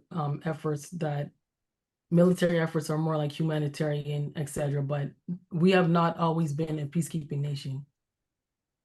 I'm sorry, didn't Canada, forgive me if I'm incorrect here, I don't know for sure, but didn't Canada also send men to the Middle East, in Afghanistan and Iraq as well? But not necessarily in combat roles. Well, they're assisting in combat roles, though. So then, meaning the country has a vested interest still in American hegemonic power, is my point. Interested in policy and I guess humanity, because they're the beneficiary of hegemonic power. But our role is not the same as Americans' role in war. Is what you're saying? What was the second? Yeah, I'm not saying that it's an equal split. I'm saying that they're the beneficiaries of American hegemonic power, and their government is not decrying Americans exploiting people all over the world to get the resources that Canada also wants. They don't care. They care about getting the resources. They don't really give a shit how we procure them. They don't care. And they didn't care when they took it over from the natives who were there. They put them all to the sword. They put them on their reservations. They slaughtered. They didn't give a shit. They took it all. And they're going to continue. Humanity, like it or not, is going to continue, because we're in a whole bunch of tribes who are fighting over resources, like it or not. And that was a problem. So what was the second question? It was so much of a problem that you're there living on their stolen land and their stolen resources. What a problem! There wasn't actually a question in this comment. It was more of a statement. Dude, got to move on though, because they keep coming in and be here all night. And Andrew's got his own super chats to get to eventually, I'm sure. Flavius Asinus for 20. Thank you, Flavius. Not that many, honestly. I usually extort my chat after the debate. Okay, awesome. Yeah. Well, sure that's coming. Clavicular, the famous Looksmaxer, has been labeled by a plethora of media outlets as toxic. He's peak degeneracy, in my own opinion, says Flavius. And yet he is able to pull several women in relationships. Leslie, why is that? He's physically attractive.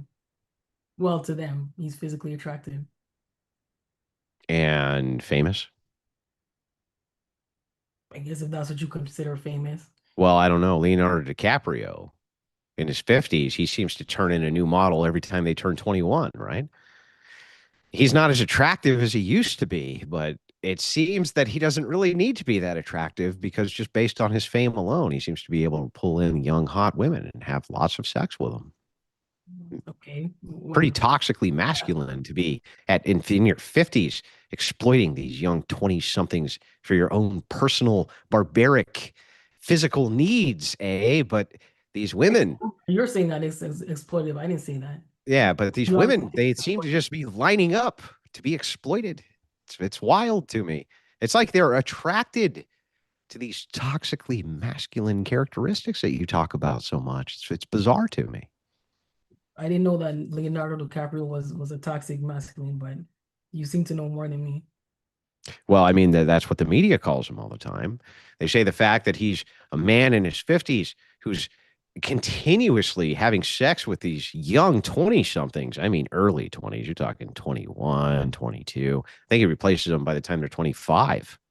And then he goes with somebody else who's younger and hotter. They seem to think that that's very toxically masculine and that he's doing it for the purpose of status and he's doing it for the purposes of nefarious reasons and it causes harm to all these women he's banging. But what's really interesting about it is like, Leslie, they seem to be lining up to bang him.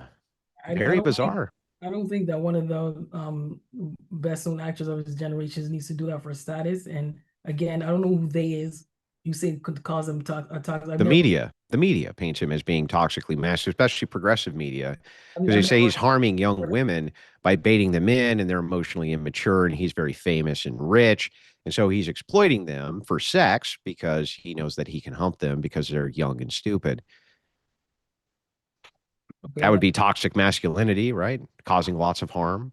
that sounds like your opinion. I've never heard that, so I I can't. mean, I can give you article after article from feminist groups who talk about this if you'd like. You can send me that. I Yeah. need to know what's considered exploitative, and I need to know.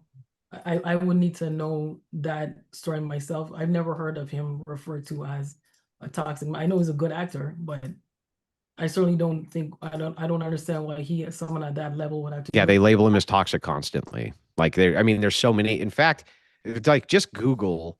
I'll tell you what, I want to make a deal with you. I'll send you $100 right now if you just Google Leonardo DiCaprio, toxically masculine, and Okay. then just read to me all of the articles from the large news companies real quick.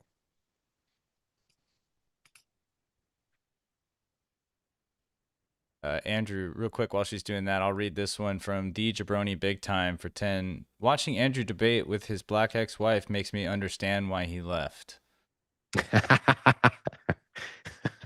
It's an inside joke. Don't worry about it, Leslie. It's not important. All right, what do you got? What do you got, Leslie? Start reading them. Leonardo DiCaprio, toxic masculinity. That's what you told me to Google. Yeah. Okay, I actually do care who okay, I actually do care who Leonardo DiCaprio dates, so that's an article. Leonardo DiCaprio's life is more than just a punchline. And they do reference these toxic masculinity attributes are expected. Mm-hmm. Just over and over and over. It's an endless sea of them, Leslie. So what does that prove? Well, no, I'm just pointing out to you that it's interesting how much these men, these high status men, are labeled as being toxically masculine by progressive media.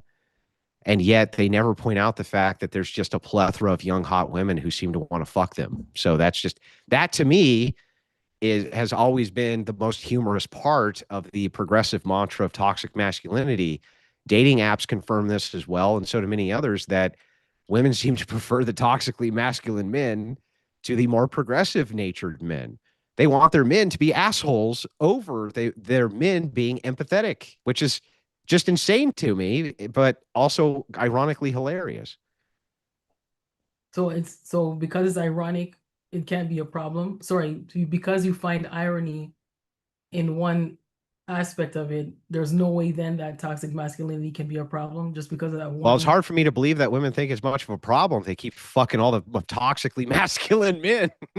It makes me think that women don't really think it's that much of a problem, Leslie, because otherwise they wouldn't be taking shots in the mouth from all these fucking dudes all the time who are the most toxically masculine motherfuckers on planet Earth by your definition. If you were to ask these women who the type of women who complain that all men are dogs, and that causes particular trauma to them, what kind of men do you think they're talking about? Wait, say that again. When there are women who complain about, who get to a point where they say all men are dogs, and some women are escaping what they consider traumatic relationships, what do you think is the type of men that they were escaping from, they're talking about? Oh, I'm sure that out of both sides of their mouth, they would be referencing these same men that you consider to be toxically masculine. You know, the ones that they were with and having sex with. Yeah, so they You know the ones that they got together with and were having sex with. that they Those realized was men. a big mistake, that they realized was a big Yeah, mistake. and then it's such a big mistake. They move right into the next toxically masculine relationship, and then the next toxically masculine.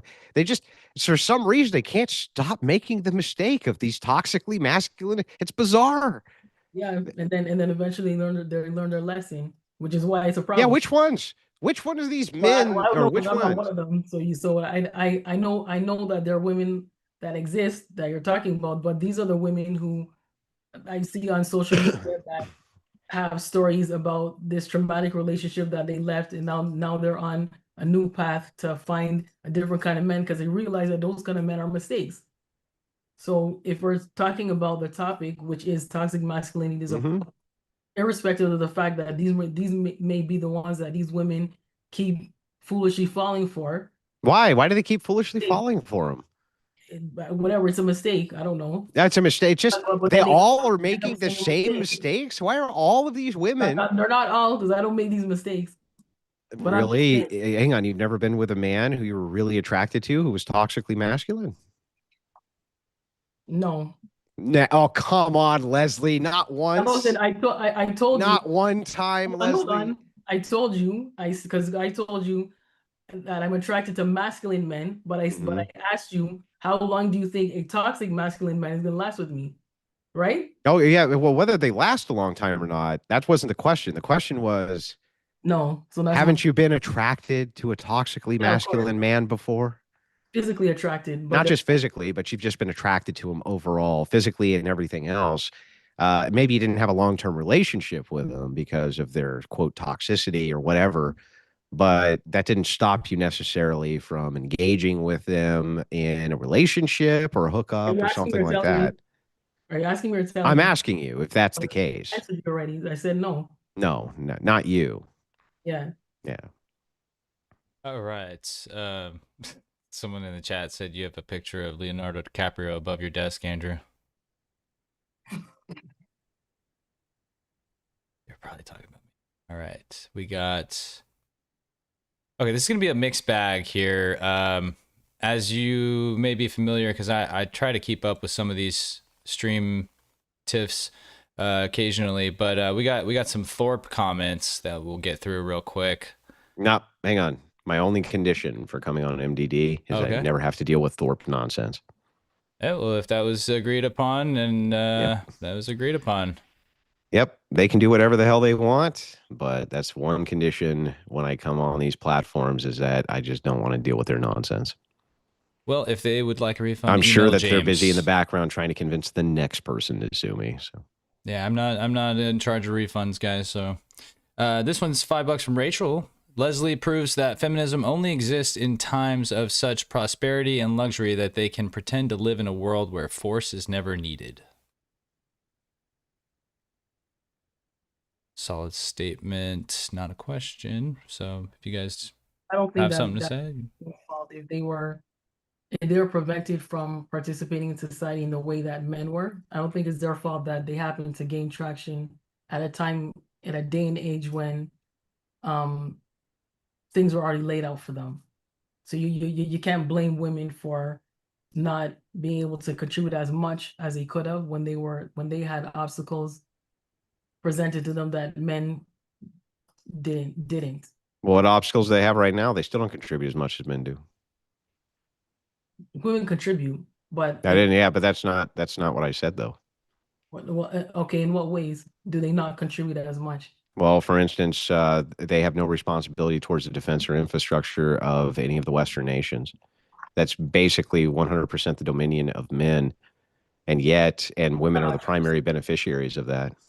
But women go to war, and women have been in combat roles. Women don't go to war. Women go to war. They've been in combat. No, they don't. You have some women who may have been in combat situations, but by and large, it's not the domain of women to go to war ever, not in any nation on planet Earth anywhere. Why not? By the way, the exception proves the rule. The fact that you can point to exceptions of women being in combat proves the rule that there almost never are. Yeah, but because of how rare it is. Yeah, well, why not is what I'm asking you. Because there's biological distinctions between men and women. Oh, it's not because before women were prevented from being in combat roles? They're not prevented now. And they can't cut muster. They can't actually do the job. So they had to lower standards for women to move into combat roles to begin with. There's never been a single Navy SEAL. That's been open since the 90s. And in 30 years, they have not managed to get a female Navy SEAL because they can't pass the physical training portion of basic underwater demolition. Yeah, they are not equipped to do those roles. So the Navy SEALs is the only for military force that is acknowledged. They're still in other forms of the military. Yeah, sure, as pay clerks and cooks and things like this. They rarely are ever in combat roles. And even if they were, to the slim degree that they are, you would still have to agree that it is the dominion of men overwhelmingly. And if no women were ever in combat roles again, it would not diminish the United States military in any capacity. Yeah, I agree. But that doesn't mean that there will never be a woman in combat or a woman who has Yeah, but that was never what was in dispute. It's about who has dominion over these things, and who has dominion over infrastructure and defense of the nation is men, and women still don't hardly contribute to that at all because they can't. They don't have the biological capacity, and the capacity that they do have that men don't, which is to have children. They're not doing that very much now either. So that's the one duty women do have, and they're not fulfilling that end, and yet men are still expected to fulfill the infrastructure and defensive portion. So I think that that's an interesting dynamic. But they're expected to? Yeah, how else are we going to get babies?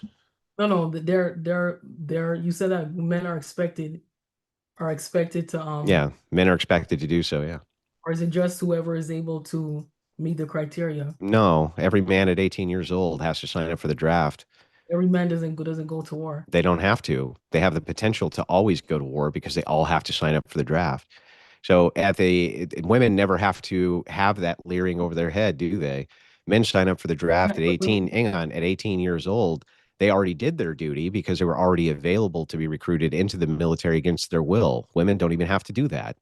So why aren't women why aren't women signing up for the draft? That's voluntary. I'm talking about involuntary. So Men are required to sign up for the draft or they lose rights. So hang on. So let me ask you this. Can you name an equal duty that women have to men when men, if they don't sign up for the draft, lose rights? What is the equality there for women? What is it that women have to do which is on par with that or they lose rights? What do women have to do that? Repeat that. What? Yeah, men have to sign up at 18 years old for the selective services or else they lose their right to vote. They are subject to penalties. They can be imprisoned. They lose a right to own a gun. What is the equivalent duty that women have to that, or they lose similar rights? Can you name one?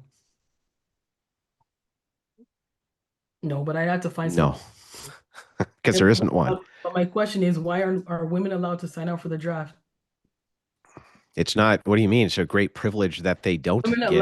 Hold on. Are women allowed to sign up for the draft? Well, how would you sign up for the draft? You would just join the military. Oh, but are men required by law to sign up for the draft? Yes. Are women required by law to sign up for the draft? No.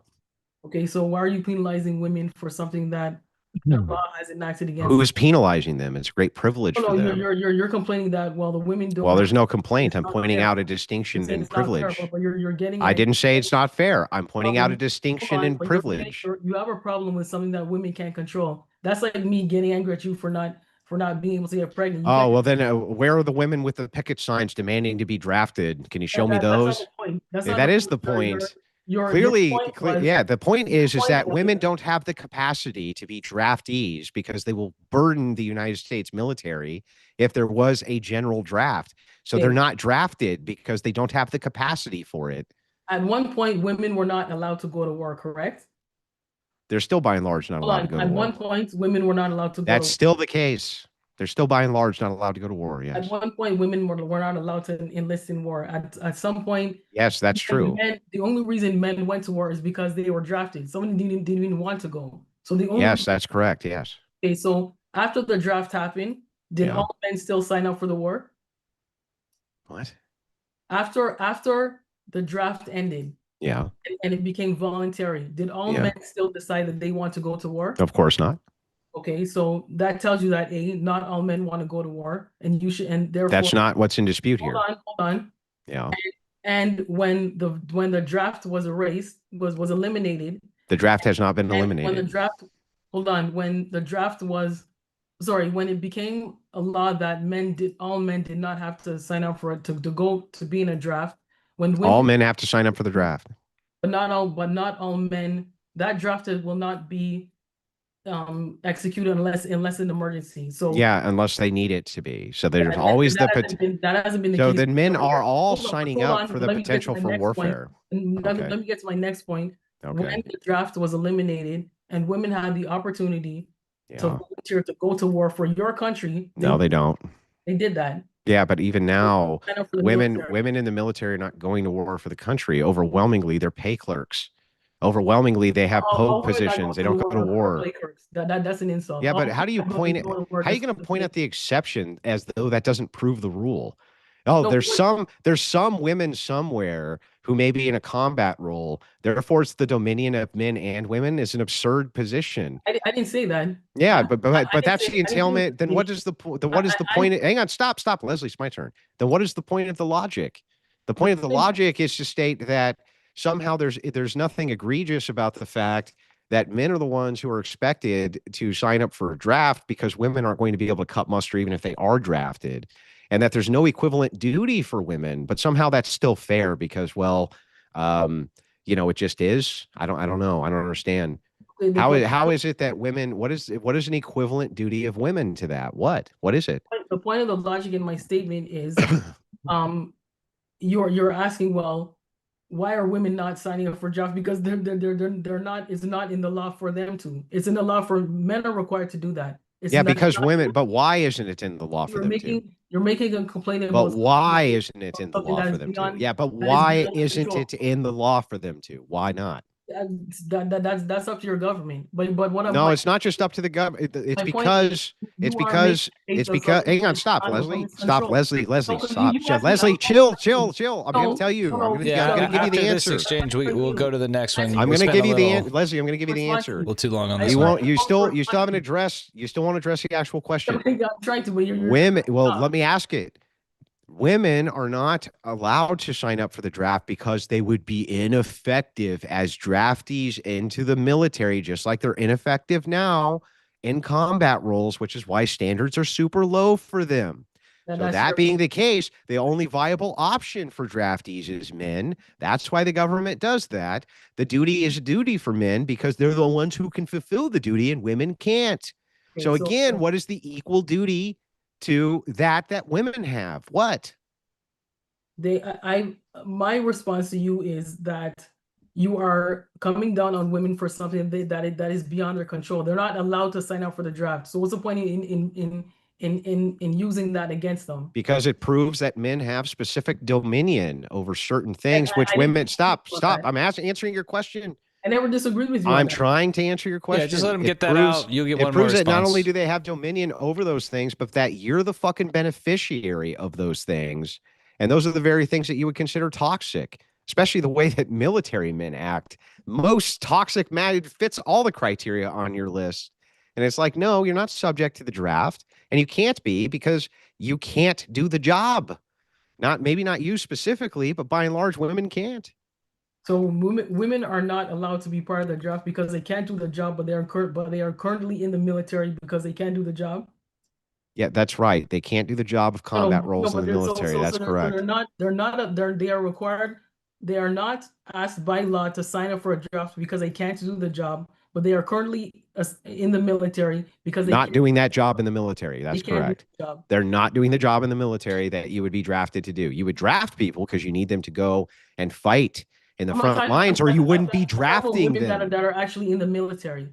And What? this is where it comes to diminishing the roles of women. So I wish there were women. They're fucking in pay this clerks chat. and shit. What do you I wish there were mean? women on this chat who are actually gone through military service. They're pay clerks, and lady. offer a Do you better think that responsiveness. do you think it's a just saying that all women diminishment? so all women go to war to be pay clerks. Almost no woman goes to war ever. What do you mean? Almost no woman goes to women are war. part of the military to be pay clerks. Yes, almost all of them join the and to pay their military nails. Okay. in non-combat functions. Almost every woman who's in the military is a non-combat You don't have to function, be in combat functions to go to overwhelmingly. the military. What? You don't have to be in combat functions That makes my point. That makes my point for me. So then that means that men who go to war who are not in combat are not significant. No, that's my whole point is that that's the most significant part of why the draft is necessary for only men, because women can't do that part of the military role.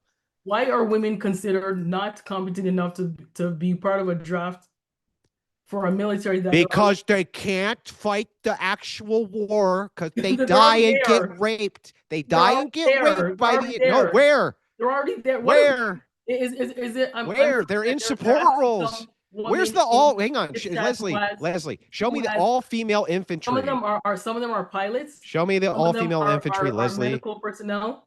Yes, I'm not disputing any of that. That's completely unimportant. You just said that women go to war to be pay clerks and I guess outside that painting their nails. That's what you diminish them to. So no, I'm telling you the factual. There's other roles. All right, Leslie. Tell me how many women are in non. I'll tell you what. Google it. How many women are in non-combat roles in the military? You're diminishing anybody. How many women are in non-combat roles in the military, Leslie? Leslie, how many women are in non-combat roles in the military? I don't care. You don't care. I don't care. It's a diminishment. It's a diminishment to tell the truth, Andrew. It's diminishing them. Women in the military because you're saying, well, they don't pick up guns and kill people, so they're not. They don't. By and large, they don't. Almost none. So the men who go to war who are not in combat roles are not significant either. Then basically, no, they're the only ones that are significant because by and large, they're the ones who do it. Who are not in combat are not significant. Correct? Wait, how does that follow logically, Leslie? Women who go to war who are not in combat, you consider them insignificant. So by that logic, I don't consider them insignificant. I consider the fact that most part of the military is significant in some way. Leslie, calm down. I'll answer the question. Okay. That doesn't even logically track to say that because I say there's some women who are in combat roles, right? And that's fine. I can say they're in combat roles, and that's swell. There's a couple of women out of the entirety of the military who have been in some kind of combat role. Almost none of them have, but most of and almost none of them can, but there are some of them who have. I can acknowledge that that is the case. That would still put the dominion of warfare squarely on the burden of those who actually pull the trigger and blow the enemy up, which is going to be men, Leslie. Okay. I don't know how we devolved into this when I already agreed to that. Yeah, but then what are you arguing with me? Where's the diminishment? I don't know. Where's Leslie, where's the diminishment? Where is it? This somehow devolved into a point about how women should be lucky because they don't have to go to war, and then I said they are privileged that they don't have to go to war. They don't have to sign a draft to go to war. Then I had you admit that it's not even women's fault that they can't sign a draft because they're not allowed to sign the draft. Well, they're not exactly out there demanding that they can. Saying, well, women don't really do anything where they're just pay clerks. And we try to remind you that just because women are not in combat, that doesn't make them insignificant, which you wanted to make them. Nobody said that they were insignificant, only that they're not capable of doing the primary job that we would need them to do. At the end of the day, men are the ones who are primarily the ones who are in combat and are in war. Yes, Leslie. I respond. Why is that? Why? Is it because they're more capable of it than women? If they're physically more capable. Thank you, Leslie. And that's why the draft reflects that, Leslie. That's why the draft reflects that. Okay, so the draft reflects. You said that the draft women are not asked to sign a draft because they are not capable. Because they can't do the primary job that would be necessary, which is killing the enemies of the United States. That's correct, Leslie. Okay, all right. All right. We got about 20 or so super chats left. We can get done in 25, 30 minutes if we give short responses. But I do appreciate y'all's time. Like it's very hard to want to interrupt because you guys are making it very interesting. Okay, so where we left off here was that one was, I believe, Rachel. Hunter Cryalone sends $10 and he says, the woman clearly doesn't know much about politics, history, or logic, so dunking on her man-hating arguments is entertaining and funny, but it's not thought-provoking, deep, or inspiring. Rebuttal, Andrew? Sorry. To what? I think that was more kind of on your end there.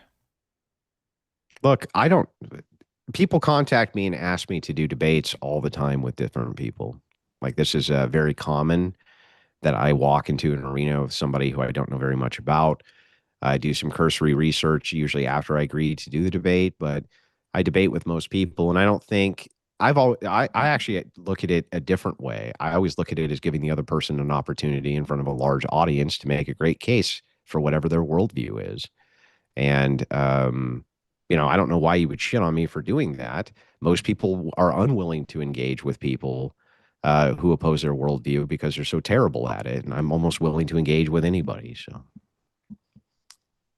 yeah, I argue with the commenters sometimes about that who think that we shouldn't platform people they disagree with. I'm like, would you rather them just be in an echo chamber and never have ideas challenged if you truly disagree with it that bad? So I think they should think about it a little more. Leslie, go ahead if you want to respond to that. I don't know where in my opening statement or at any time that anybody would have got the idea that I'm man-hating. So I think that person may be projecting a little. There's nothing about me that hates men. So I just want to make that clear. Thank you. Zach Gelpy for 20. Thank you, Zach. Appreciate you being a sponsor. If it never happens that countries that can't get resources don't go to war, please explain why Japan attacked the United States at Pearl Harbor.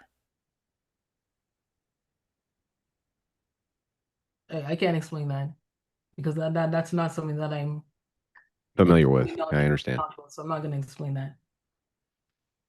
All right. That's one of the toxic masculine traits, by the way, that the media often portrays, is that men focus too much on Rome and they focus too much on military history and they focus too much. But the thing is that actually is perfectly aligned with typified masculinity rather than whatever this toxic shit is that these feminists come up with. The truth is, again, is that if you don't have a tribal state of affairs between different tribes, then I'm sure that warfare would not be necessary. But the fact is that we are naturally tribal. An example of this, I'll give you the best example in the world. Leslie, do you have a sister or a brother? Yes, I have 2 sisters. You have 2 sisters. Okay.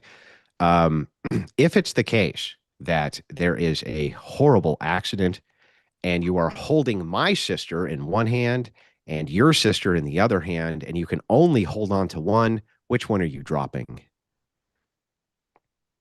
If one hand is holding on to my sister and your other hand's holding on to your sister, and you have to drop one of them, you can't save them both, who are you dropping? Well, my sister.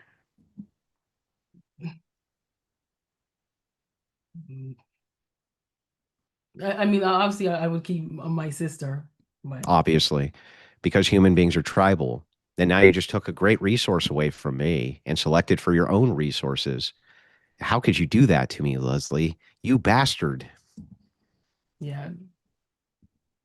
I don't know if that's quite the same analogy, but it's the same analogy. You have preference for your tribe over my tribe.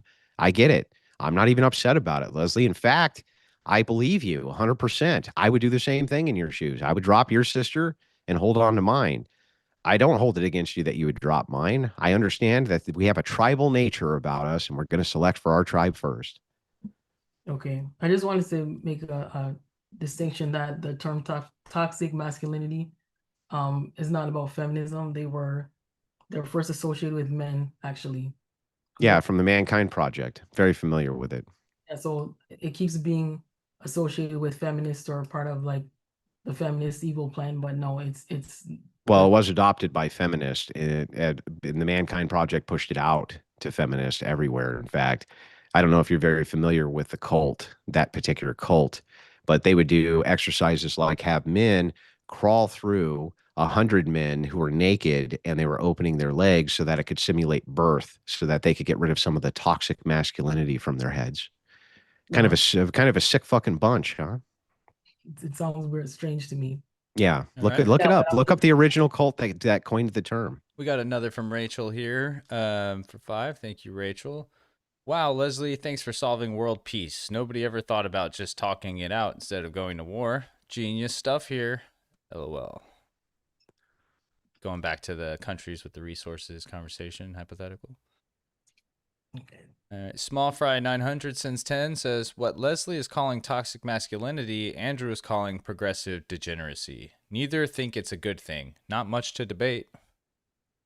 No, there is something there to debate, which is whether or not other things that she would consider to be toxically masculine, she actually believes are beneficial to her and would select for those things against these progressive groups. So it is still debating toxic masculinity.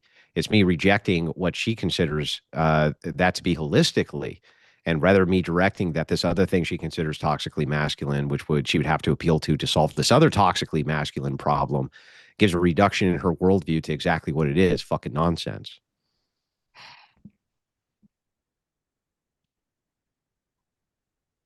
Progressive is really stretching for that W now. Really trying to get your hands on it, but you can't quite do it, can you? Leslie, you want to say anything to that, or I can move on? No, I agree with the poster that yes, toxic masculinity is a problem. Okay. Airborne Animal 9170 for 10 says, unfortunately, Leslie suffers from not living in the real world. She lives in Delulu land, where the world would be perfect utopia if only the evil patriarchy and men could be overcome by women. Excuse me. What are these gift I think totals? that person missed that my entire opening was satire to get them to understand what would happen if men had to live under the same concept of behavior that is part of what toxic masculinity is. So yeah, I agree with that. She supplemented it patriarchy. She supplemented patriarchy with matriarchy in order to demonstrate that if we put in the same exact traits, that men would be fucking pissed off about it and would consider that to be toxic. The problem with that argument is it eliminated the biological functional distinction of why it is that ultimately the roles may be perverse if it was matriarchal. But that doesn't mean that they're perverse if it's patriarchal, because women have serious sex selection for these toxically masculine men, which is fucking hilarious. It's just literally hilarious that that it ignores all biological function for attraction and therefore reproduction, which is the primary edict. Okay, so but to stay on topic, that poster just actually proved my point because he thought I was actually being serious and understands why that kind of behavior is toxic. So the fact Yeah, that but you is basically what I'm trying to yeah, but you couldn't make the delineation in my opening statement between me producing your worldview versus my own, even though I was very clear and descriptive on it. So just because one person misinterpreted what it was that you were saying, your debate opponent most certainly did not. Yeah, but it doesn't have to be with misinterpret. The point is the way that person interpreted was how I wanted at least for the first few seconds for them to understand that living under that kind of behavior is toxic. And that's what obviously this poster's comment proved that. Yeah, but even if it was the case that To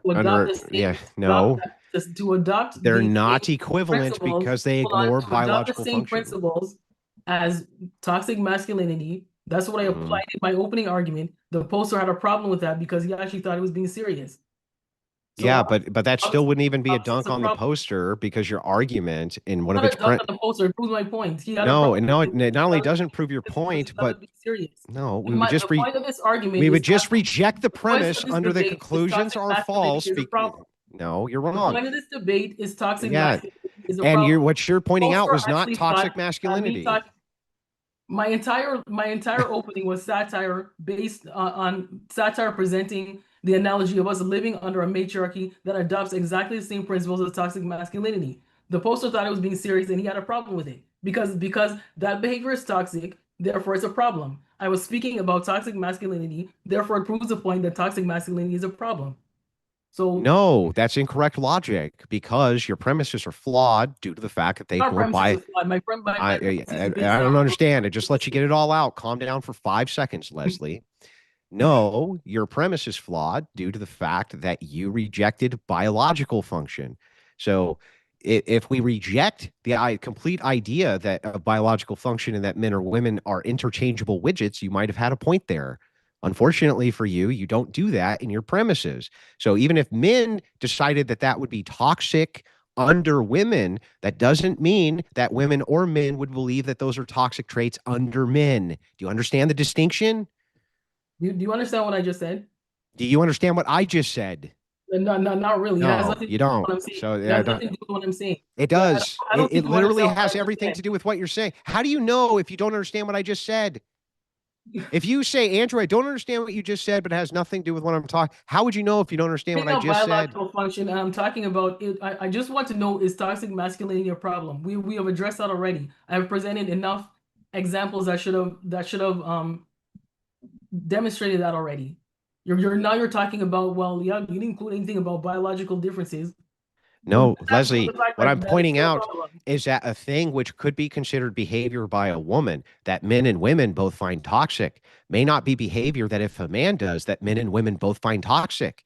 So that's why the entire form of your premise is wrong, because it doesn't follow that even if all men thought that it was problematic under a matriarchy to have those behaviors, that men and women would agree that that would be problematic under a patriarchy to have those behaviors, Leslie.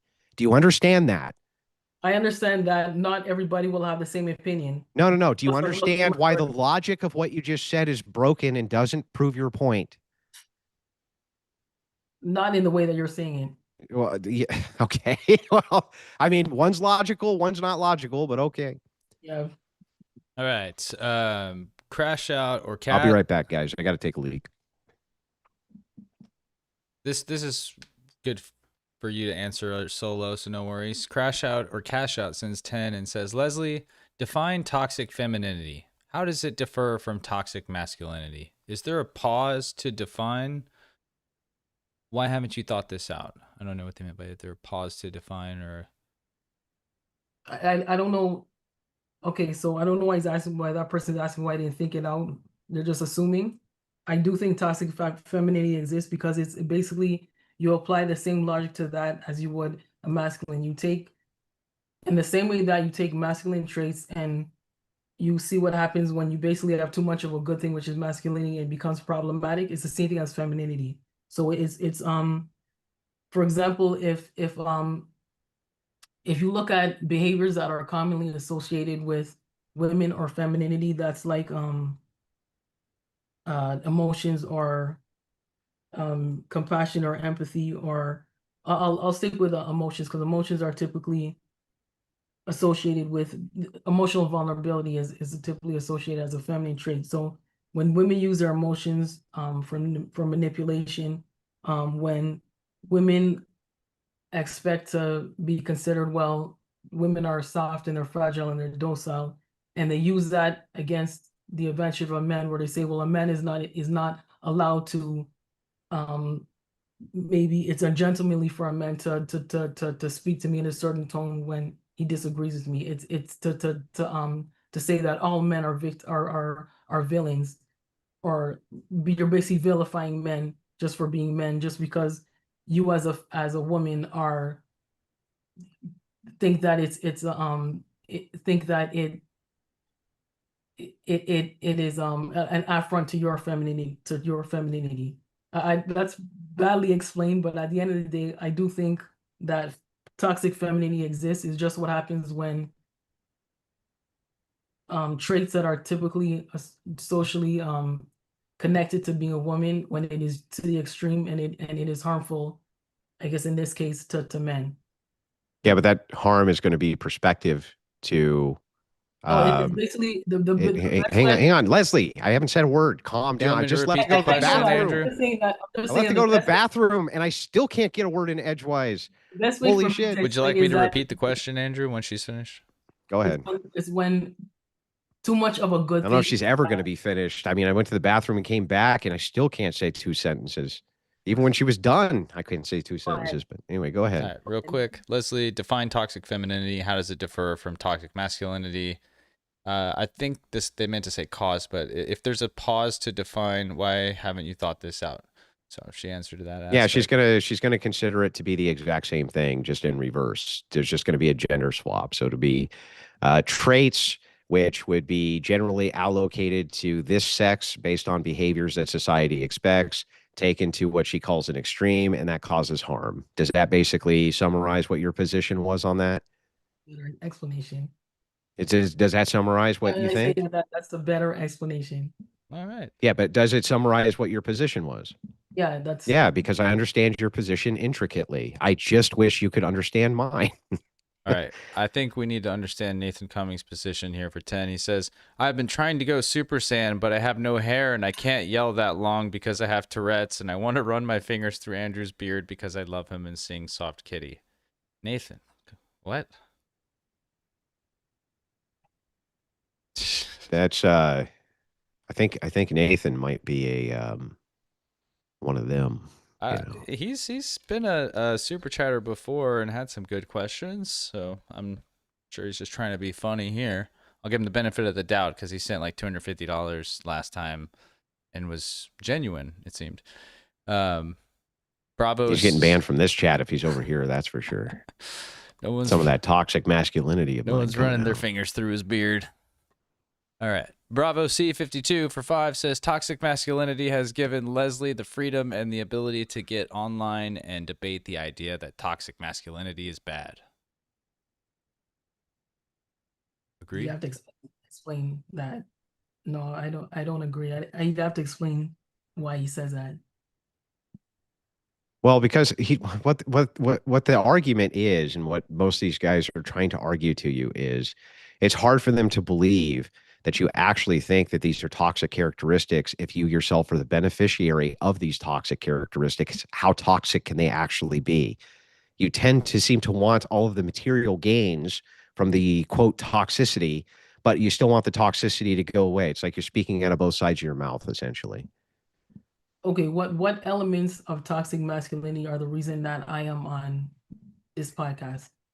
The fact that men are willing to drink from the skulls of their enemies and take their resources and bring them back in hordes to you so that you can live a pampered princess life in a Western democracy because they're out there killing everybody for you to do it. That's the ratio of toxic masculinity that we're talking about.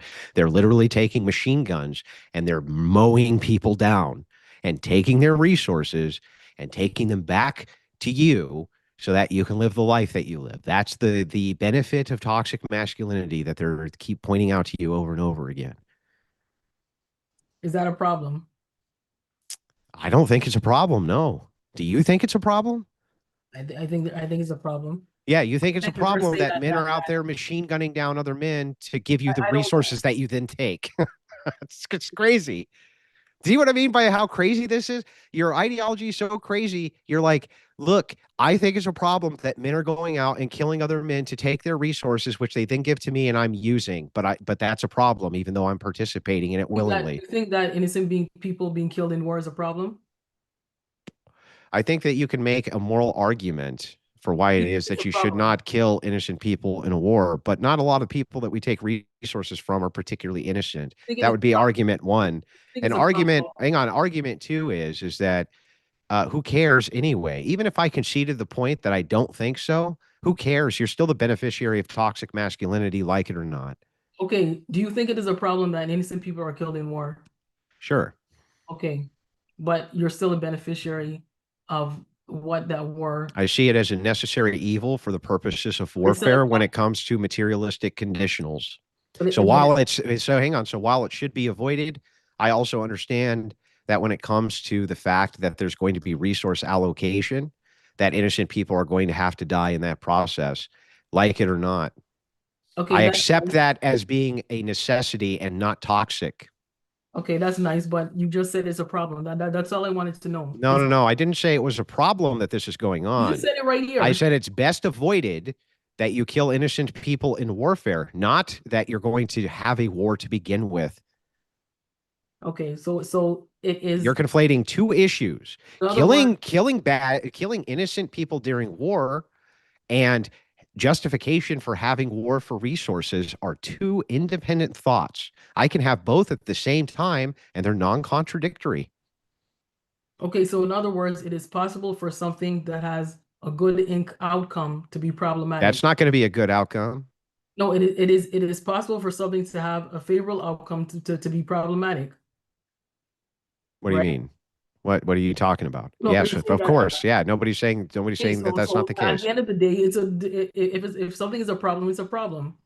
So the point of Yeah, this, but that has no bearing on the criticism. The criticism is that the very thing that you consider toxic masculine extensions to be, which is warfare over resources, is the very thing that you yourself consume daily and seem to be the mass beneficiary of.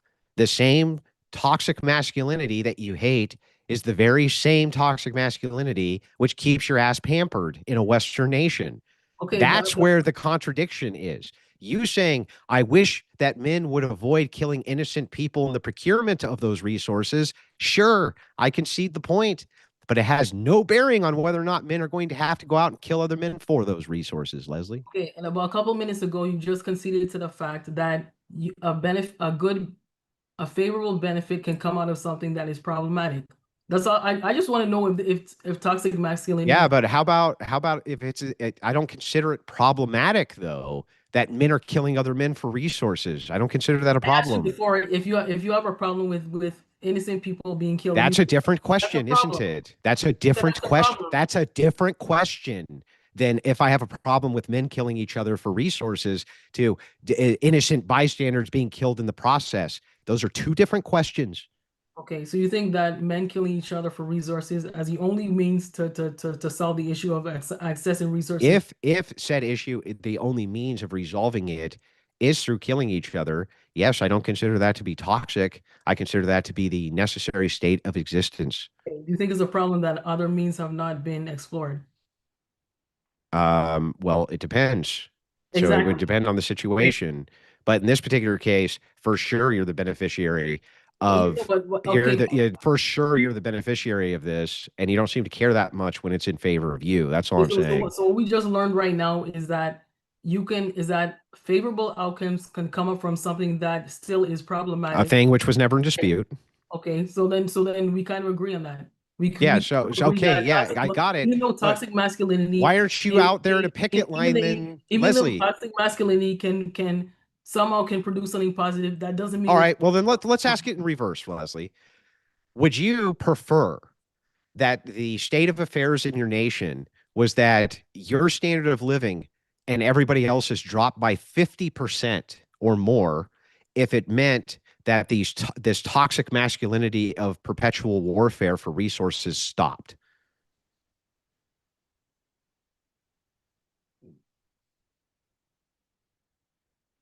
um I would have to think. You'd have to, yeah, I wouldn't you'd want have I to wouldn't really want that. think about it, wouldn't Yeah, you, Leslie? that would be That would be a big that would be fucking something that's problem, not huh? favorable.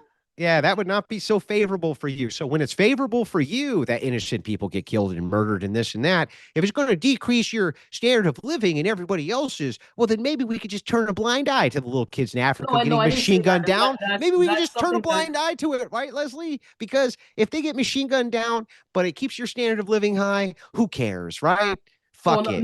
no, but if I know that, if okay, to respond to that question, if I knew that, say that what you're saying is that my standards of living would have to be affected if it meant No, not just yours. that. Everybody's in your nation decreases by 50% or more. But this constant toxic masculinity of men killing each other for resources, well, that stopped, at least from your nation. Would you be willing to take that bargain? Even Well, noting the amount of suffering, overwhelming suffering that would happen in your nation if the standard of living for every human being there decreased by 50%. okay, that would matter to me. Oh, that would matter too. So now you're willing to make Now some that good, willing to make some concessions and turn a bit of a blind eye to that old toxic masculinity okay, thing but if it gives you the shit that you want, Leslie. Okay, do you agree though that you can have positive outcomes from you can have, even though you have positive outcomes from something that it can still be a problem? Well, now you have a choice. This is No, just, do you agree but that that was never in that dispute. Never in dispute. Of course, you can have positive things exactly come from bad. so So I'll give you an so you example. agree A that woman can toxic get, a masculinity woman can be can, okay, problematic Leslie, even if it One has at a time, Leslie. guys. One at a time. Let's. If it's a get this case that a done. woman gets essayed, there can be the positive outcome of a child that she loves out of that essay. It's horrible and it's awful, but there could potentially be a positive outcome, right? We agree. So if that's the case, we can both agree where that's not in what's in dispute. Here, though, you have a choice. So if it's the choice that Leslie gets to choose, 50% decrease across the board I said of everybody's living situation in your nation, or the fucking toxic masculinity continues, which leads to needless death between men. Leslie, which one are you taking? that I think that would matter to me. Hmm. Now, at the end of the day, toxic masculinity is a problem, but in your eyes, it can still have a favorable results. That's all I wanted to concede. All right, we're Yeah, gonna. but why do you want me to concede to things You which already aren't did. in So it's a contention? problem. I can concede to everything that's not in contention because it's not in contention. We'll get to the next one here. Sorry to just cut it off. I just want to get through a couple more of these in case they just have something good here, and I want to not skip any of these kind of larger ones either in case we got to end. So we got FBNW8PP for 20. The problem with the misandrous argument, she's saying when women do evil things, it's the patriarchy's fault because women lack power. Wrong. That is just an evil person wanting more power to carry out malicious intentions. When did I say that? I don't even agree with misandry, and I am not a misandrist, so I don't know where that person got that from. So they're projecting something else. All right, we can go to the next one if Andrew doesn't want to comment on that one. No, I actually have to get out of here in next couple of minutes. Cool. I got something else going on tonight. Yes, sir. That's why I wanted to just kind of knock some of these bigger ones out here. DPG thing, I believe, sent in a chat. Let me find Jungle. that. Yeah, he says currently there are 450,000 active duty Army personnel. 3,800 of these soldiers are women in combat MOS. That's about 0.8%. Not even 1% of women serve in a combat role. Stop arguing for insignificance. It's the exception proves the rule. So women are in combat roles, though. That's all I wanted to know, right?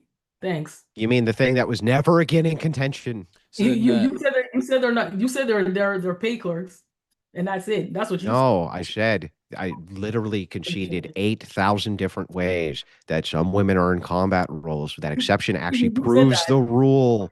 It proves the rule, Leslie. The exception proves the rule. Which I already agreed to. So I don't even know how Yes. that. It was never in contention, Leslie. It was never in contention. We could definitely spend a lot of time on that, but maybe a debate for another time. Zach Gelpy commented on his Pearl Harbor attack comment saying for 10. Thank you, Zach. Leslie, I'll give you the reason Japan attacked the United States. It's because the United States put sanctions on oil that Japan relied on. The exact argument you disagreed with Andrew on. So that is a little bit of background on that. Thank you. Jason Cassell for $10. Leslie, women should not be in the military, period. They cause more problems than they solve. It's kind of just short and sweet. And totally agree with that, by the way. 100% agree. I disagree, but anyways. Lear B333 for 5 says, so are women just as complicit in war since they play a, quote, significant role in the military? Yeah. Okay. We could leave it at a yes or no.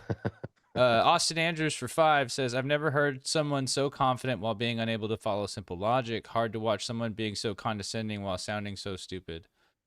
Why would you talk about me, the moderator, that way? Come on. Culture Leotards for 5 says, President Trump signed legislation in December that both men and women between 18 and 25 are automatically signed up for the draft. Oh, I do remember seeing that. So that says men and women. Okay, great. Thanks. I'm not an American, so thanks for the correction. Canadian, that's right. Okay, Johnny McVito for 10 says, Leslie, if the traits that masculinity holds are so toxic, What types of men gather followings, stand up for people, fight for others' rights, and are counted on for defense and protection? How toxic? Is that a question or a comment? Because he's correct. Okay. Again, you have to recognize the difference between what is healthy masculinity and what is considered toxic. There was nothing, I didn't say masculinity is bad. I said there's a problem with toxic masculinity. So Heard. All right, we got another 20 that I want to read here from Rachel. 2 major studies prove women are less happy after feminism. The paradox of declining female happiness, Stevenson and Wolfers, 2008. And the female happiness paradox, Blanchflower, Bryson, 2022. Many other stats as well. yeah, I'm sure social media and advanced technology also has to add to that. So you can't just pin that on feminism. That'd be a good debate topic there. Got, I think, 1 or 2 more 20s, and then we can start wrapping it up here. Appreciate y'all's time and bigger. Justin O'Dizzle for 10 says, "Hey Leslie, was you ever a queen?" Thank you, Justin. No, Not a queen. I don't know what question that is. No. All right. And then Johnny McVito, another 10, says, "Andrew, is a woman who interrupts considered toxic? If not, what would be a line of delineation that would push them into that category?" Annoying, maybe. It's annoying. Okay.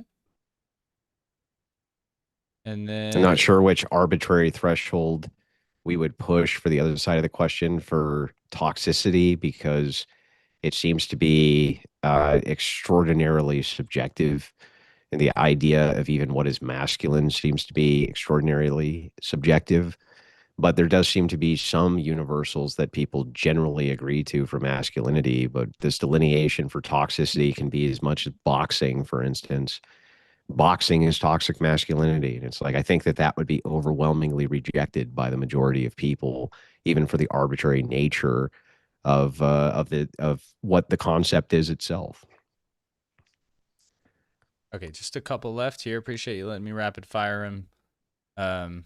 People are saying the stream got DiCaprio'd for a second. I don't know what that means. Mine did. Okay.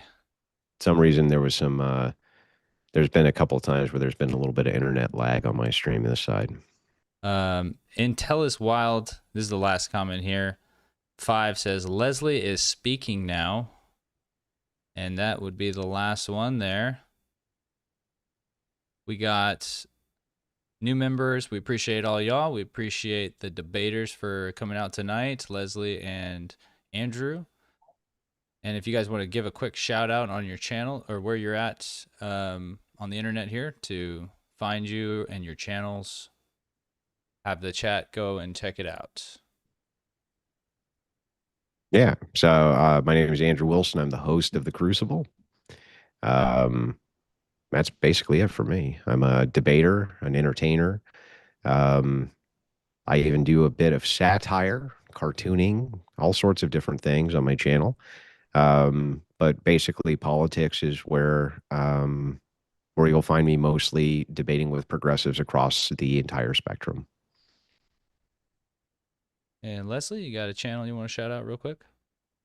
I'm pretty low key on social media, so for now I'll just remain unknown. And even though I disagree with much of what Andrew said, I'd like to thank him for wanting to debate a virtual unknown, because I do enjoy debating, and it's always a good opportunity to debate with someone at Andrew's level. So thanks, Andrew, for the debate. Thank you, James, and I guess Yeah, of course. And there's no hard feelings. You'll yeah, find from my community, we have a zero harassment policy. So when the debate's done, I consider the matter closed. You know what I mean?